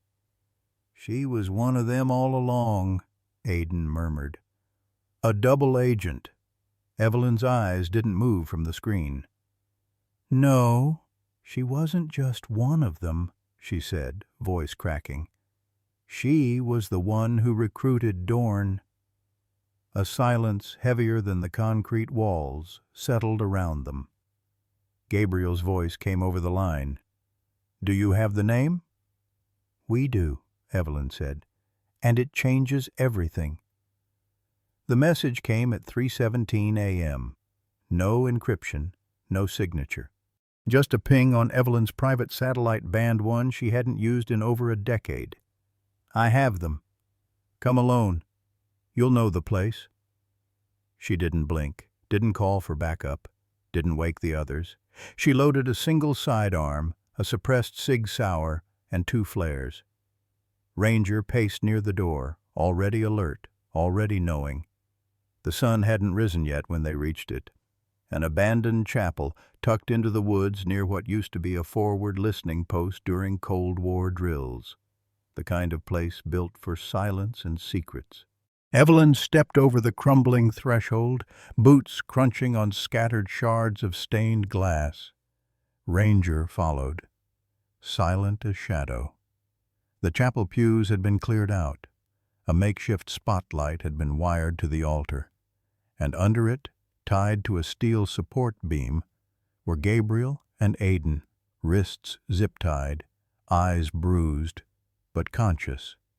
She took one step forward, and the voice stopped her cold. "Still coming in head first, I see." Elizabeth Rourke stepped out from the shadows. She wore no mask, no armor, just a sleek black coat and the smug composure of someone who had already rehearsed the next 10 moves. Evelyn's hand hovered near her holster. "Let them go." "Still pretending you're in control," Elizabeth said, circling like a lioness. "You were always predictable, Eve. Even now, no strike team. Just you and the mutt." Ranger bared his teeth. "You wanted this personal," Evelyn said. "Here I am. What do you want?" Elizabeth stopped in front of the altar. Lit by the rising sun through the broken roof, her face looked both beautiful and cruel, like marble cracked by fire. "I want the ledger you found at Echo 9. I want the original drives. And I want to end this on my terms." Evelyn didn't flinch. "And what if I say no?" "Then you lose your family again. Only this time, they die knowing you brought it on them." She reached into her coat. Ranger moved first. A flash of motion, a blur of muscle and instinct. He lunged at Elizabeth just as she drew a concealed pistol. Evelyn fired, but Elizabeth ducked, firing back as she rolled across the marble floor. Bullets cracked stone. Gabriel shouted. Ranger clamped his jaws around Elizabeth's arm just long enough for Evelyn to close the distance. They crashed against the altar, knocking over a lantern, fire licking at the old cloth. The struggle was brutal. Grit, elbows, blood. And then Evelyn got the upper hand. One knee on Elizabeth's chest, gun pressed to her forehead. "End it," Elizabeth hissed. "You know what I've done, what I am." Evelyn's breath came in shudders. "You were my friend, and that's why I didn't kill them the second I had the chance." A pause. Then Evelyn flipped the gun, striking Elizabeth across the temple with the butt, hard, enough to knock her unconscious. Ranger stood watch over the body while Evelyn rushed to free Gabriel and Aidan. "You came alone?" Gabriel rasped. "Not alone," Evelyn said, glancing at Ranger. "Never again." Sirens now in the distance. Cain had tracked the beacon after all. The warehouse stood like a forgotten carcass at the edge of the shipyard, rust bleeding down its metal ribs, windows long shattered. It was the kind of place where screams could disappear between steel beams, and no one would notice. Evelyn approached alone. No comms, no backup, just Ranger at her side, head low, gait limping slightly, his ribs still bruised from the last ambush. He looked like he could barely stand. It was part of the plan. Inside, the space swallowed sound. Thick silence. Dust motes floated in columns of amber light slicing through broken skylights. Oil drums stood like sentinels, and a single floodlight lit the center of the floor where Gabriel and Aidan were kneeling, hands bound, mouths taped. And behind them, Elizabeth Rourke, gun in one hand, detonator in the other. She didn't flinch when Evelyn entered. "You're late," Elizabeth said. Her voice echoed like static through hollow steel. "I was starting to think you wouldn't come." "You knew I would." Evelyn's steps echoed like measured defiance. She stopped 10 feet away, close but not threatening. Her hands were empty, slightly raised. "Let them go, Elizabeth. You want me. This has always been about us." Elizabeth's eyes flickered. Old wounds stirred behind her cold resolve. "Do you know how many nights I stayed awake?" she said. "Watching the blood dry on reports we wrote together, the deals we made. You walked away, you got a life. I stayed in the shadows, cleaned up what you left behind." "And this is your justice?" Evelyn asked quietly. "This is how you balance the scale?" "No. This is how I burn it all down." Elizabeth raised the detonator slightly, thumb trembling near the switch. "One press and this entire place goes up, along with your perfect son, your dead husband, and you." Evelyn didn't move. Her voice softened. "I don't hate you." That caught Elizabeth off guard. "I pity you," Evelyn continued, eyes never leaving hers. "You let them hollow you out, and you called it duty." "Shut up. But it's not too late." Elizabeth's jaw tightened. The hand holding the detonator twitched. Her breath faltered, caught between rage and something that once resembled grief. "You don't understand. I had to become this. I had no choice." "We all have choices," Evelyn said, "even now." Silence, the kind that balanced between redemption and ruin, and then Elizabeth stepped forward. "You think this dog's going to save you again?" she spat, glancing at Ranger, lying still near a support beam, eyes closed, flanks rising slow and shallow. She raised her gun at him. "He looks half dead." "He's always been good at playing dead," Evelyn said. Click. Ranger's eyes snapped open. In one fluid motion he launched upward. No limp, no hesitation. The gun fired but missed as his weight crashed into Elizabeth's torso. The detonator flew across the concrete, skidding beneath a forklift. She screamed, twisting under him, striking blindly. But it was too late. Evelyn lunged forward, grabbed the weapon from her stunned grip, and drove her knee into Elizabeth's ribs. "You always underestimated loyalty," Evelyn whispered. Ranger backed off just enough, standing over Elizabeth, a low growl curling from his chest like thunder behind storm clouds. Kane burst through the side entrance a beat later, flanked by 2 agents. Evelyn had given them the location an hour before, just in case. Gabriel and Aidan were freed, bloodied, bruised, but alive. Elizabeth lay handcuffed on the floor, chest heaving. "You'll never make it stick," she muttered. "They'll bury this, like they bury everything." Evelyn knelt beside her, eyes cold. "Then I guess I'll have to unearth it myself." The sound hit first, like distant thunder building behind concrete. Helicopter blades slicing air, tires screeching, radios crackling. Then floodlights cut through the broken skylights of the warehouse roof, painting everything in a sterile white glare.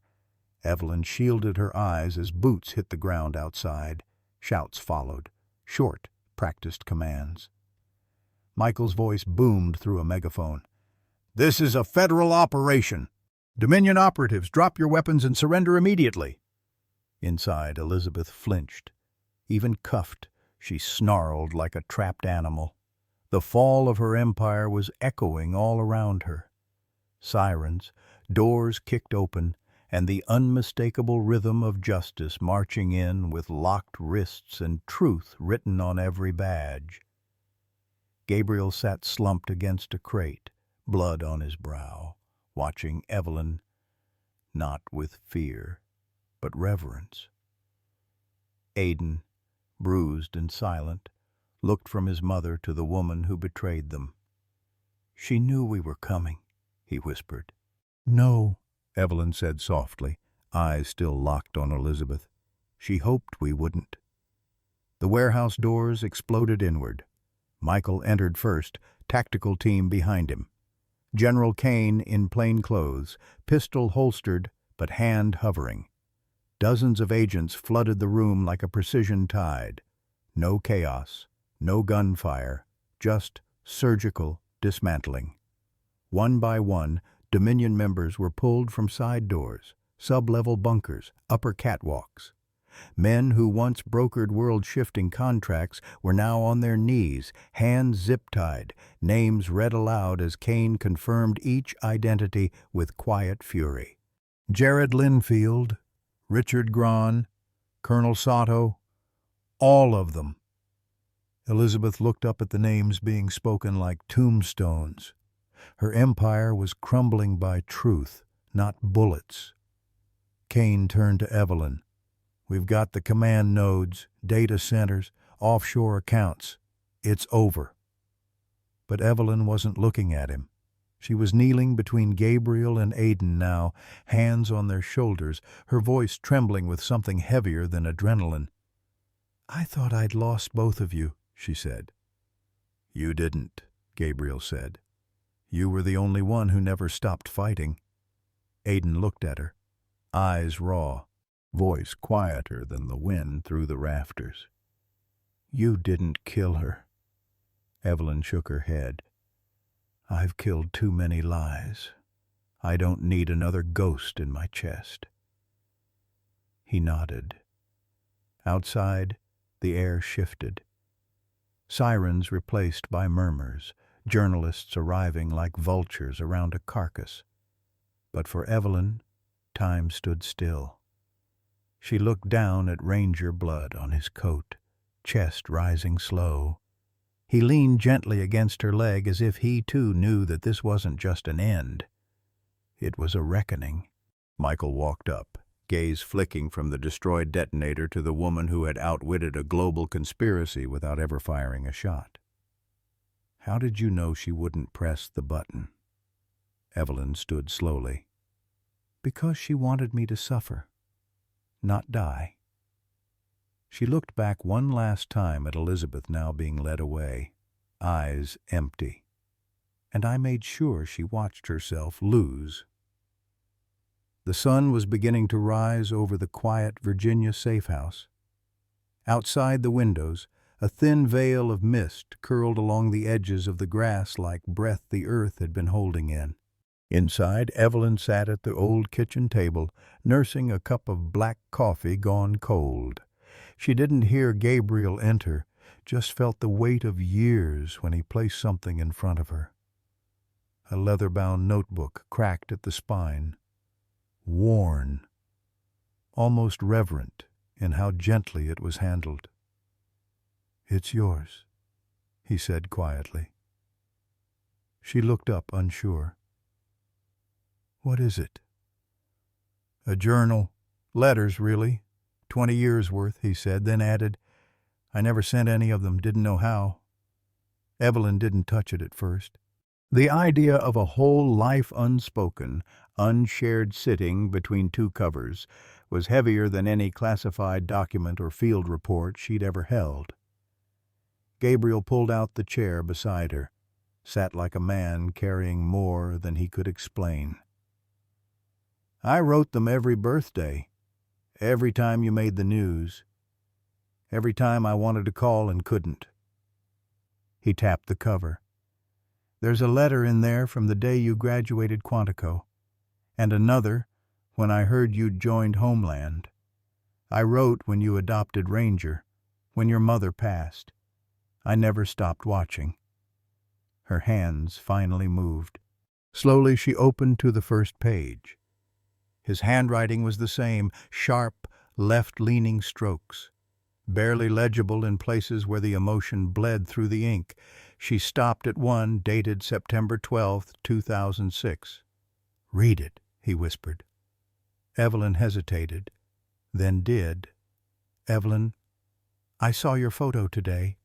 You were standing next to some senator, receiving a commendation for hostage negotiation. I could see the way you tucked your hand behind your back, like your mother used to do when she was nervous. You've grown sharper, quieter. Your eyes hold something now that they didn't when you were little. And I hate that I'm not part of the story that made you that way. I wonder what you've told yourself about me. That I ran? That I died a coward? Maybe it's easier to believe that. But the truth is harder and more dangerous. I didn't die. I disappeared so you could live. I won't ask you to forgive me for that, not yet. I just hope one day you'll understand. When all of this is over, if we're both still breathing, I'll hand you this letter and say, I was there, Evelyn, just in the shadows. And if you look at me then, like you did when you were 8 and begged me not to leave for another deployment, maybe I'll believe I still deserve to be your father. G. Evelyn didn't realize she was crying until the ink blurred. Gabriel watched her hands tremble but didn't reach for them. He knew some distances had to collapse on their own. Why now? She asked, voice cracked and low. Because I thought I had more time, he said. But that warehouse, seeing you walk in alone. I realized I could lose you without ever letting you know who I really was." She turned another page. Her own name appeared again and again, sometimes angry, sometimes proud, always aching. "You wrote to me like I was still yours," she said. "You never stopped being mine," Gabriel answered. Silence filled the room, not awkward, just full, like a space that had long waited to be inhabited. Finally, Evelyn slid the journal toward him. "Pick one," she said. Gabriel blinked. "What?" "Pick one. Let's read it together." He hesitated, then opened to the middle. October 19th, 2015. He read aloud. "Today I saw you on TV again. You had just returned from overseas, some intel op gone sideways. You looked tired, but when you smiled, it was your mother's smile. Sometimes I think about what it would have been like if I had stayed. Would we have fought? Would you have hated me for being cautious? But I also know, if I had stayed, they would have used you, found leverage, twisted your life like they tried with mine. So I stayed in the dark, not because I didn't care, but because I did. So damn much." Gabriel's voice broke, just for a second. Evelyn didn't speak.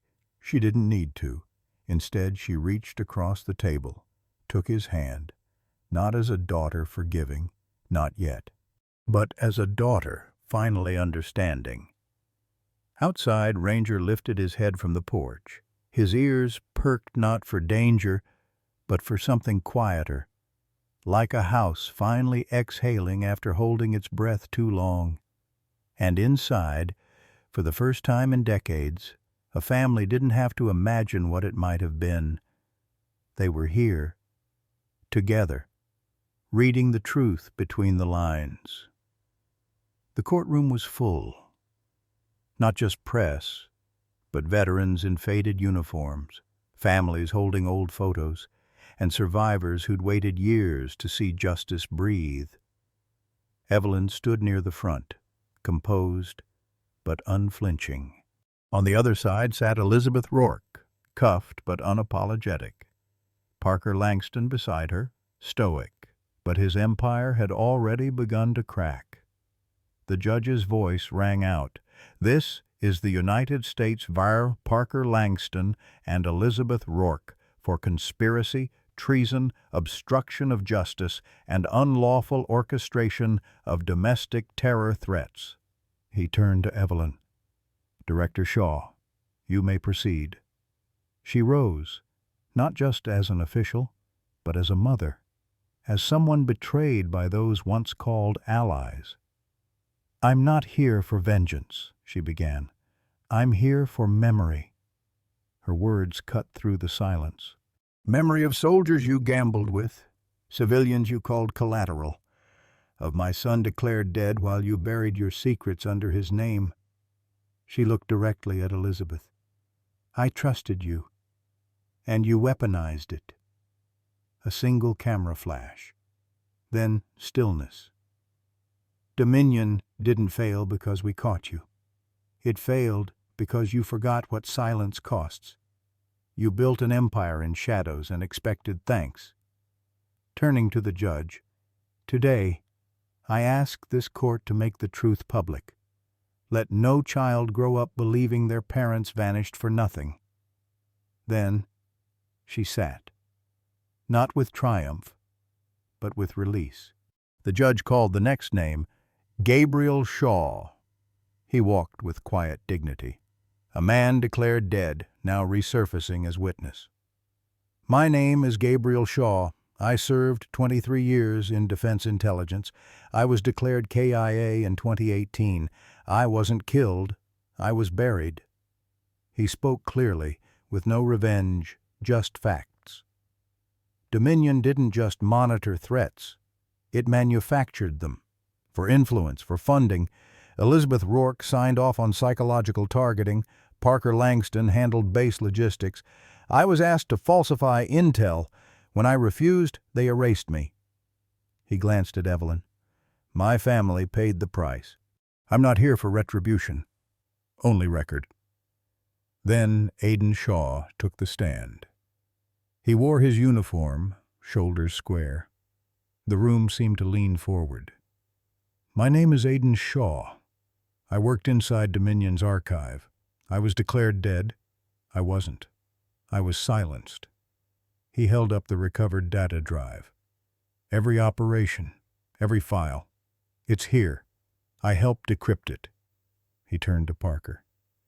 "You used us like tools, but we remembered." Softly, I remembered. No applause, just reverence. Then the final witness entered. Ranger. Harness strapped tight, eyes alert. Some whispered his name, others simply stood. He walked to Evelyn's side and sat like he belonged there all along. A judge can't admit a dog's testimony into record, but no one in that courtroom doubted his. Ranger was proof of survival, of silent guardians who carried truth forward when no one else could. As the judge called for recess, people lingered. They touched Ranger gently, nodded at Evelyn. Outside, the crowd had already gathered. Mothers, veterans, analysts, holding signs not of protest, but of remembrance. Truth never dies. No more shadows. We remember the silent. As Evelyn stepped into the sun, Ranger beside her, she knew the fight wasn't over. But it was finally happening in the light. The house smelled of wood smoke and lemon oil.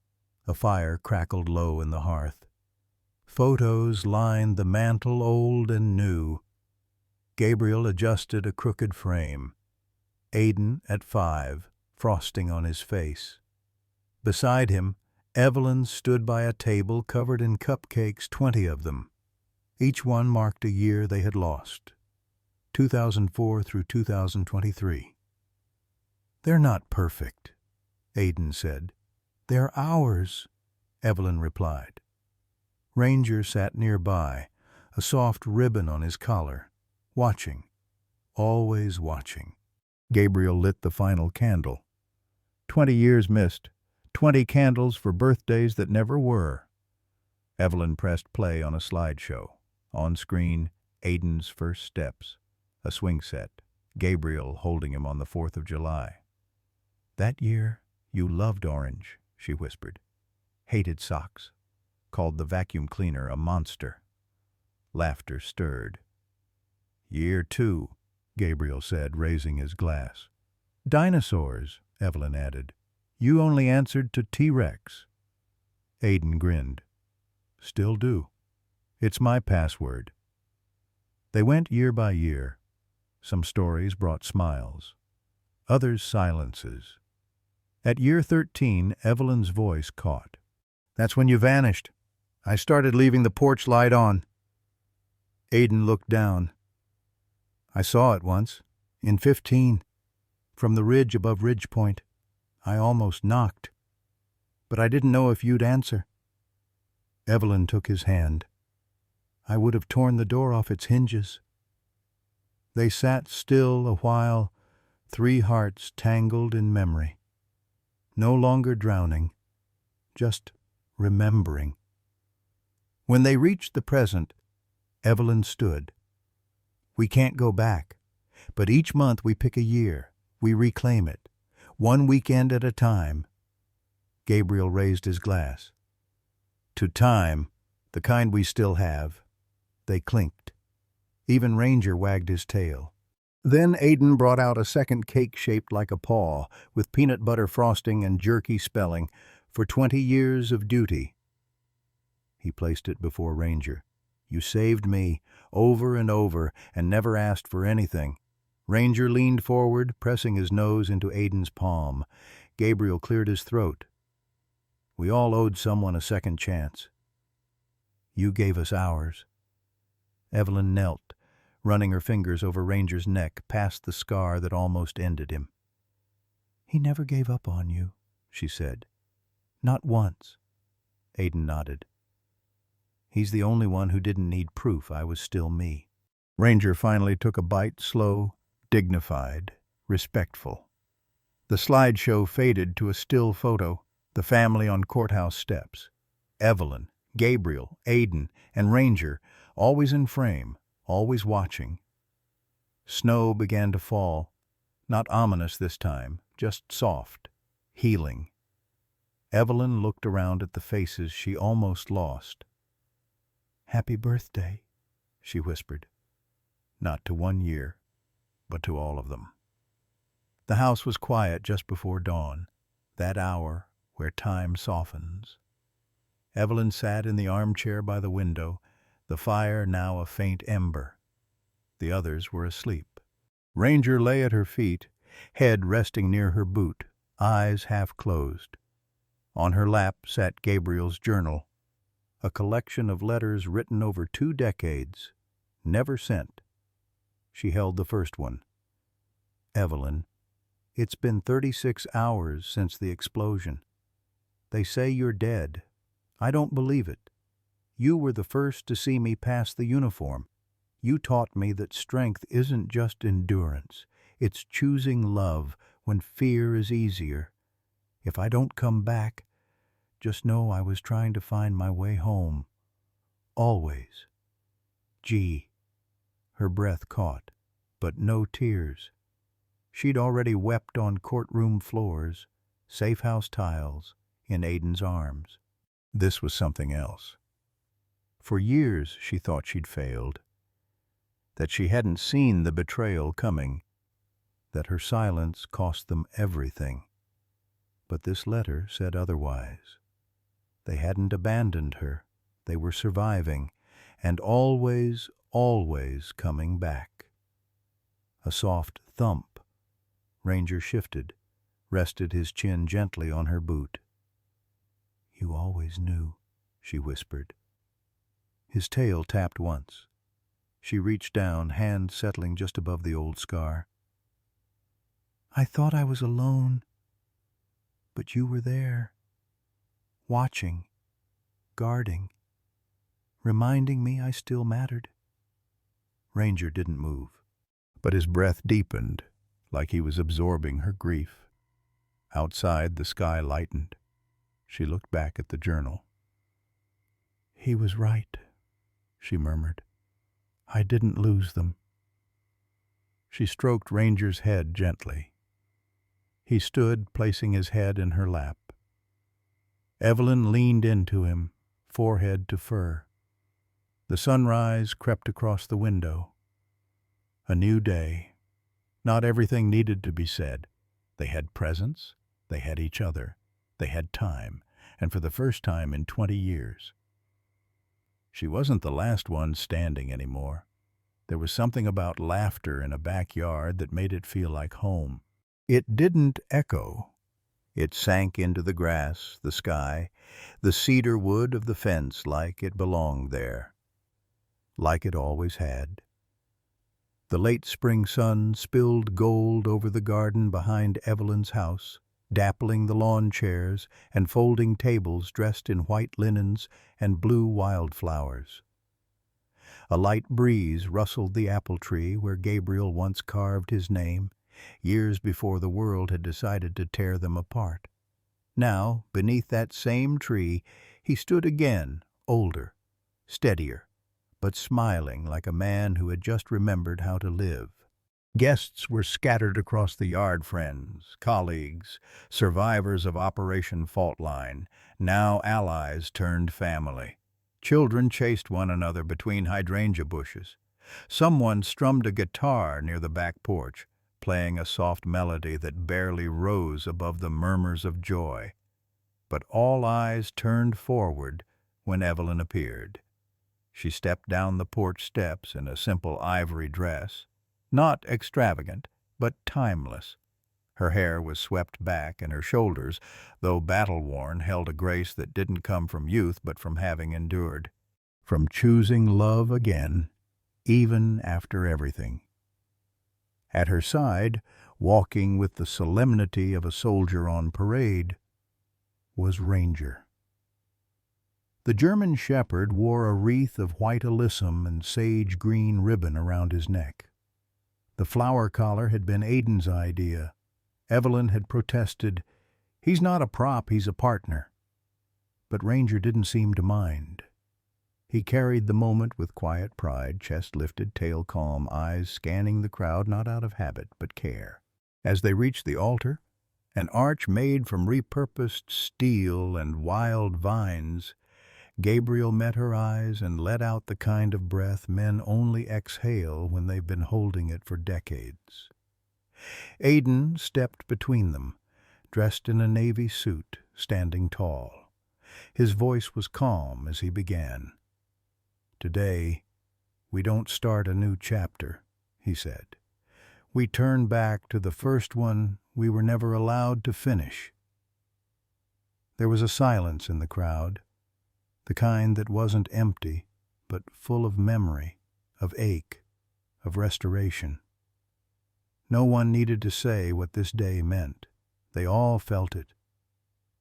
Aiden continued, "My mother and father taught me that the greatest strength isn't in how we fight, but why.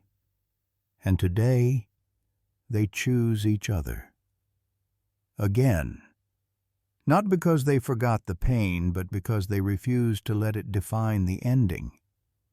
He turned, placing the ring's silver, simple, engraved with the words, "Still here," into their palms.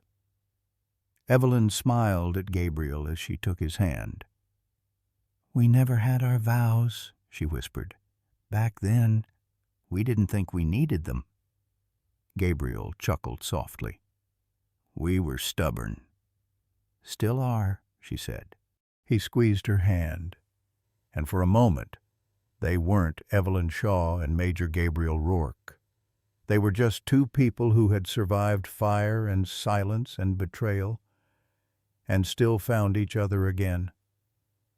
"I promise," she said, voice trembling slightly, "to never run from the hard things, to stay even when memory gets heavy, even when the quiet gets loud."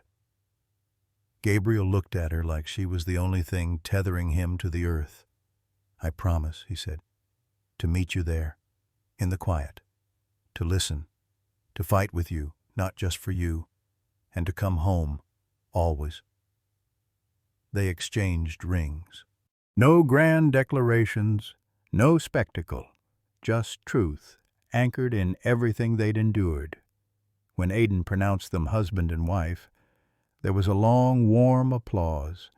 Evelyn leaned into Gabriel, forehead to forehead, eyes closed.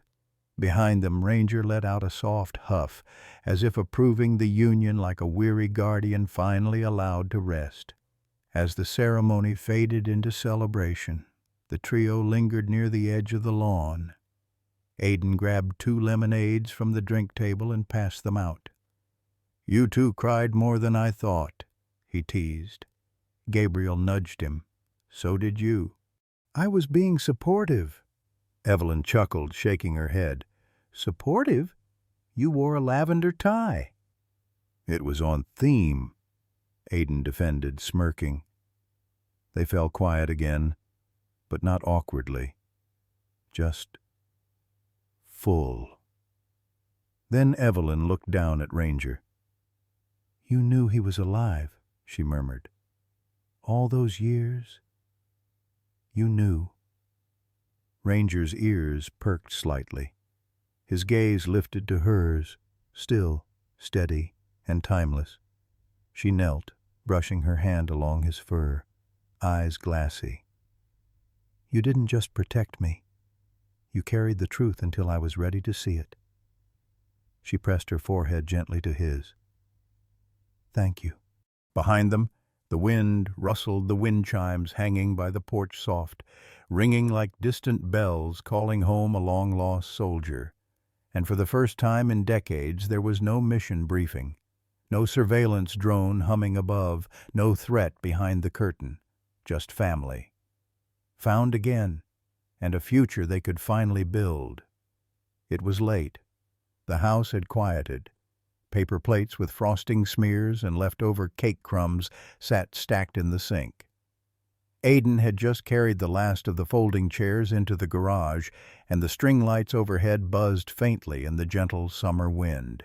Evelyn stood on the porch, barefoot, arms crossed, a mug of cooling tea in her hands. From the lawn, Ranger sat watching the night like a sentinel who never fully clocked out. His ears twitched at every branch snap, every breeze shift.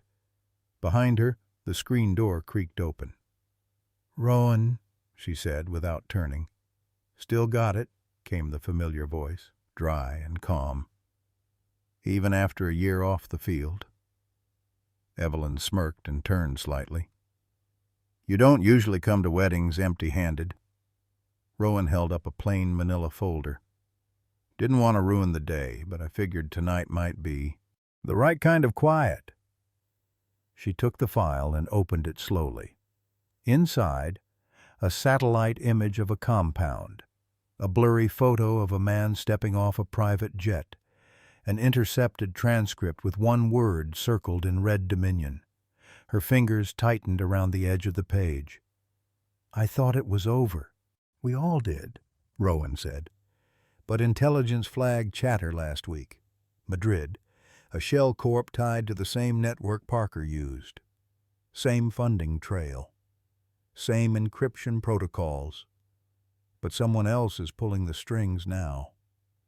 "Who?" "We don't know. Yet. But one of the names that surfaced was supposed to be dead." Evelyn's breath caught. Rowan added quietly, "This time, we can get ahead of it. But we'll need the right hands, people who know what we're dealing with." She didn't answer immediately, just stared out at Ranger. His head had turned, watching her now like he knew, like he always did. The next morning, Evelyn found Aidan in the garage. He was adjusting the scope on a training rifle, half hobby, half instinct. When he saw her expression, his face shifted from playful to serious without a word. "Madrid?" he guessed, reading the folder tucked under her arm. "You always were too sharp for your own good." He set the rifle down. "I'll go." Evelyn blinked. "What?" "You're still on reserve. Gabriel just started walking without a cane again. You've done enough. Let me take point this time." There was no bravado in his voice, just a quiet willingness. A man who had learned not from war, but from watching people survive it. Evelyn stared at her son. This man who had grown up under shadows, yet chose light. The ache in her chest was strange, part pride, part grief. "You're not going alone?" she said. Aidan frowned. "You mean?" "I'm going too. All of us are." Gabriel, leaning against the door frame with a mug in hand, raised an eyebrow. "All of us?" "I made a few calls," Evelyn said, flipping through her folder. "They're reactivating me, not in the field, but as a senior intelligence consultant. I know how Dominion thinks. I know what they fear." Gabriel gave a slow, crooked smile. "They fear you." "And they should," she replied, eyes glinting. From the corner, Ranger padded in, as if summoned by some invisible cue. He stopped beside Evelyn, tail still, body alert.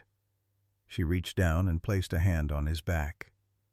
"Ranger's cleared for travel. His certification's been renewed. He goes where I go." Aidan's voice softened. "We're doing this again?" "No," she said. "We're doing it right this time." Later that week they stood together at the airstrip.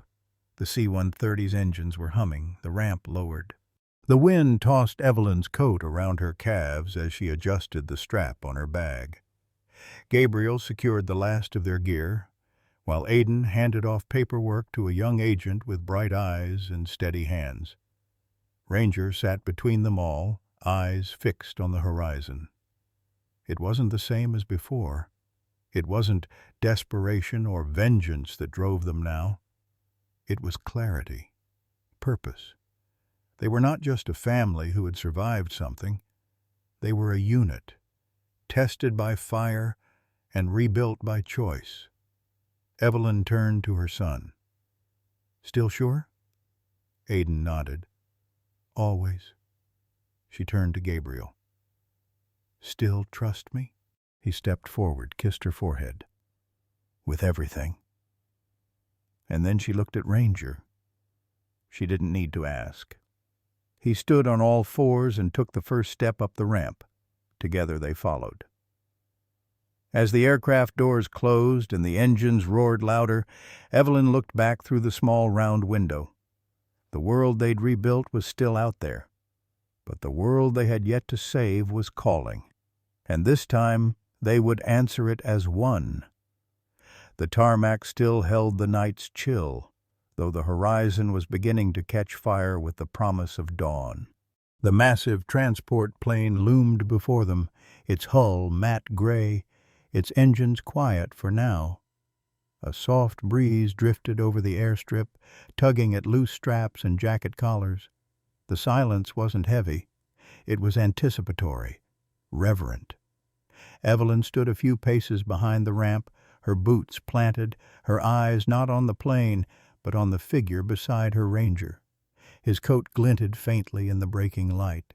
Years in his joints now, silver etched into the black at his muzzle, but his posture still strong, alert, unshaken, battle-worn, but never broken. She knelt beside him, not minding the gravel biting into her knee.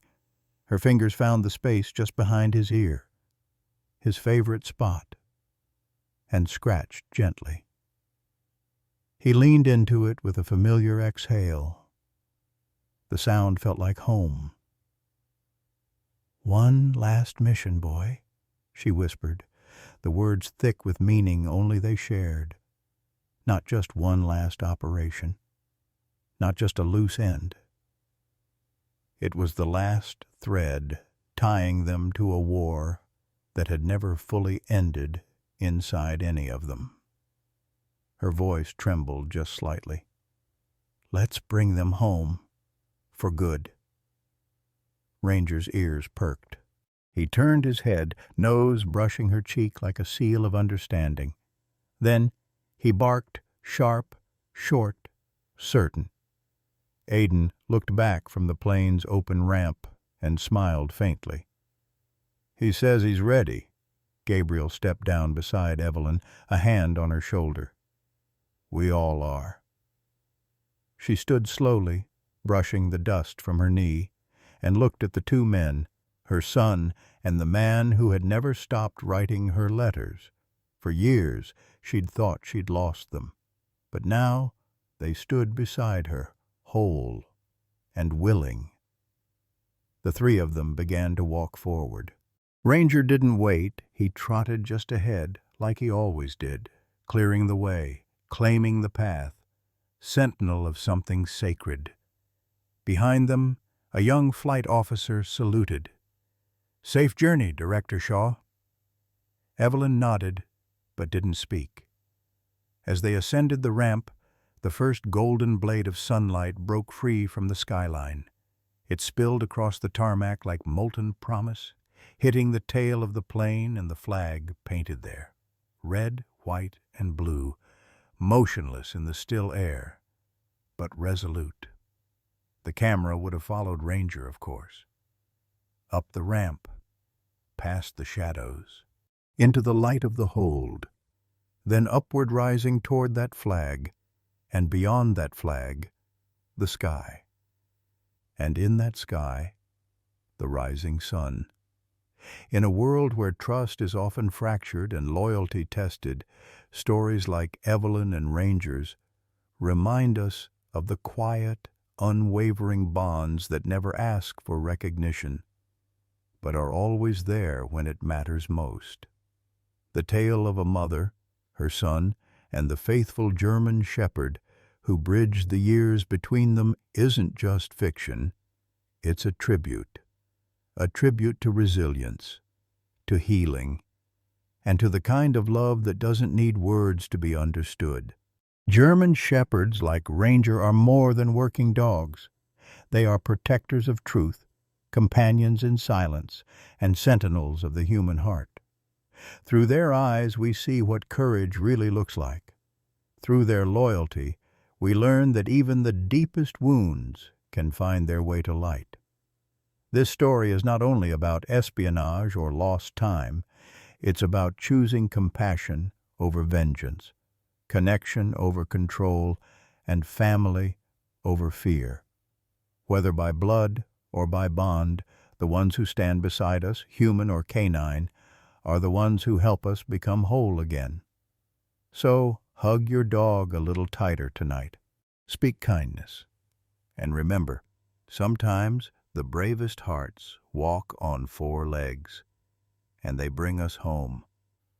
Not just once, but every time we forget where hope lives.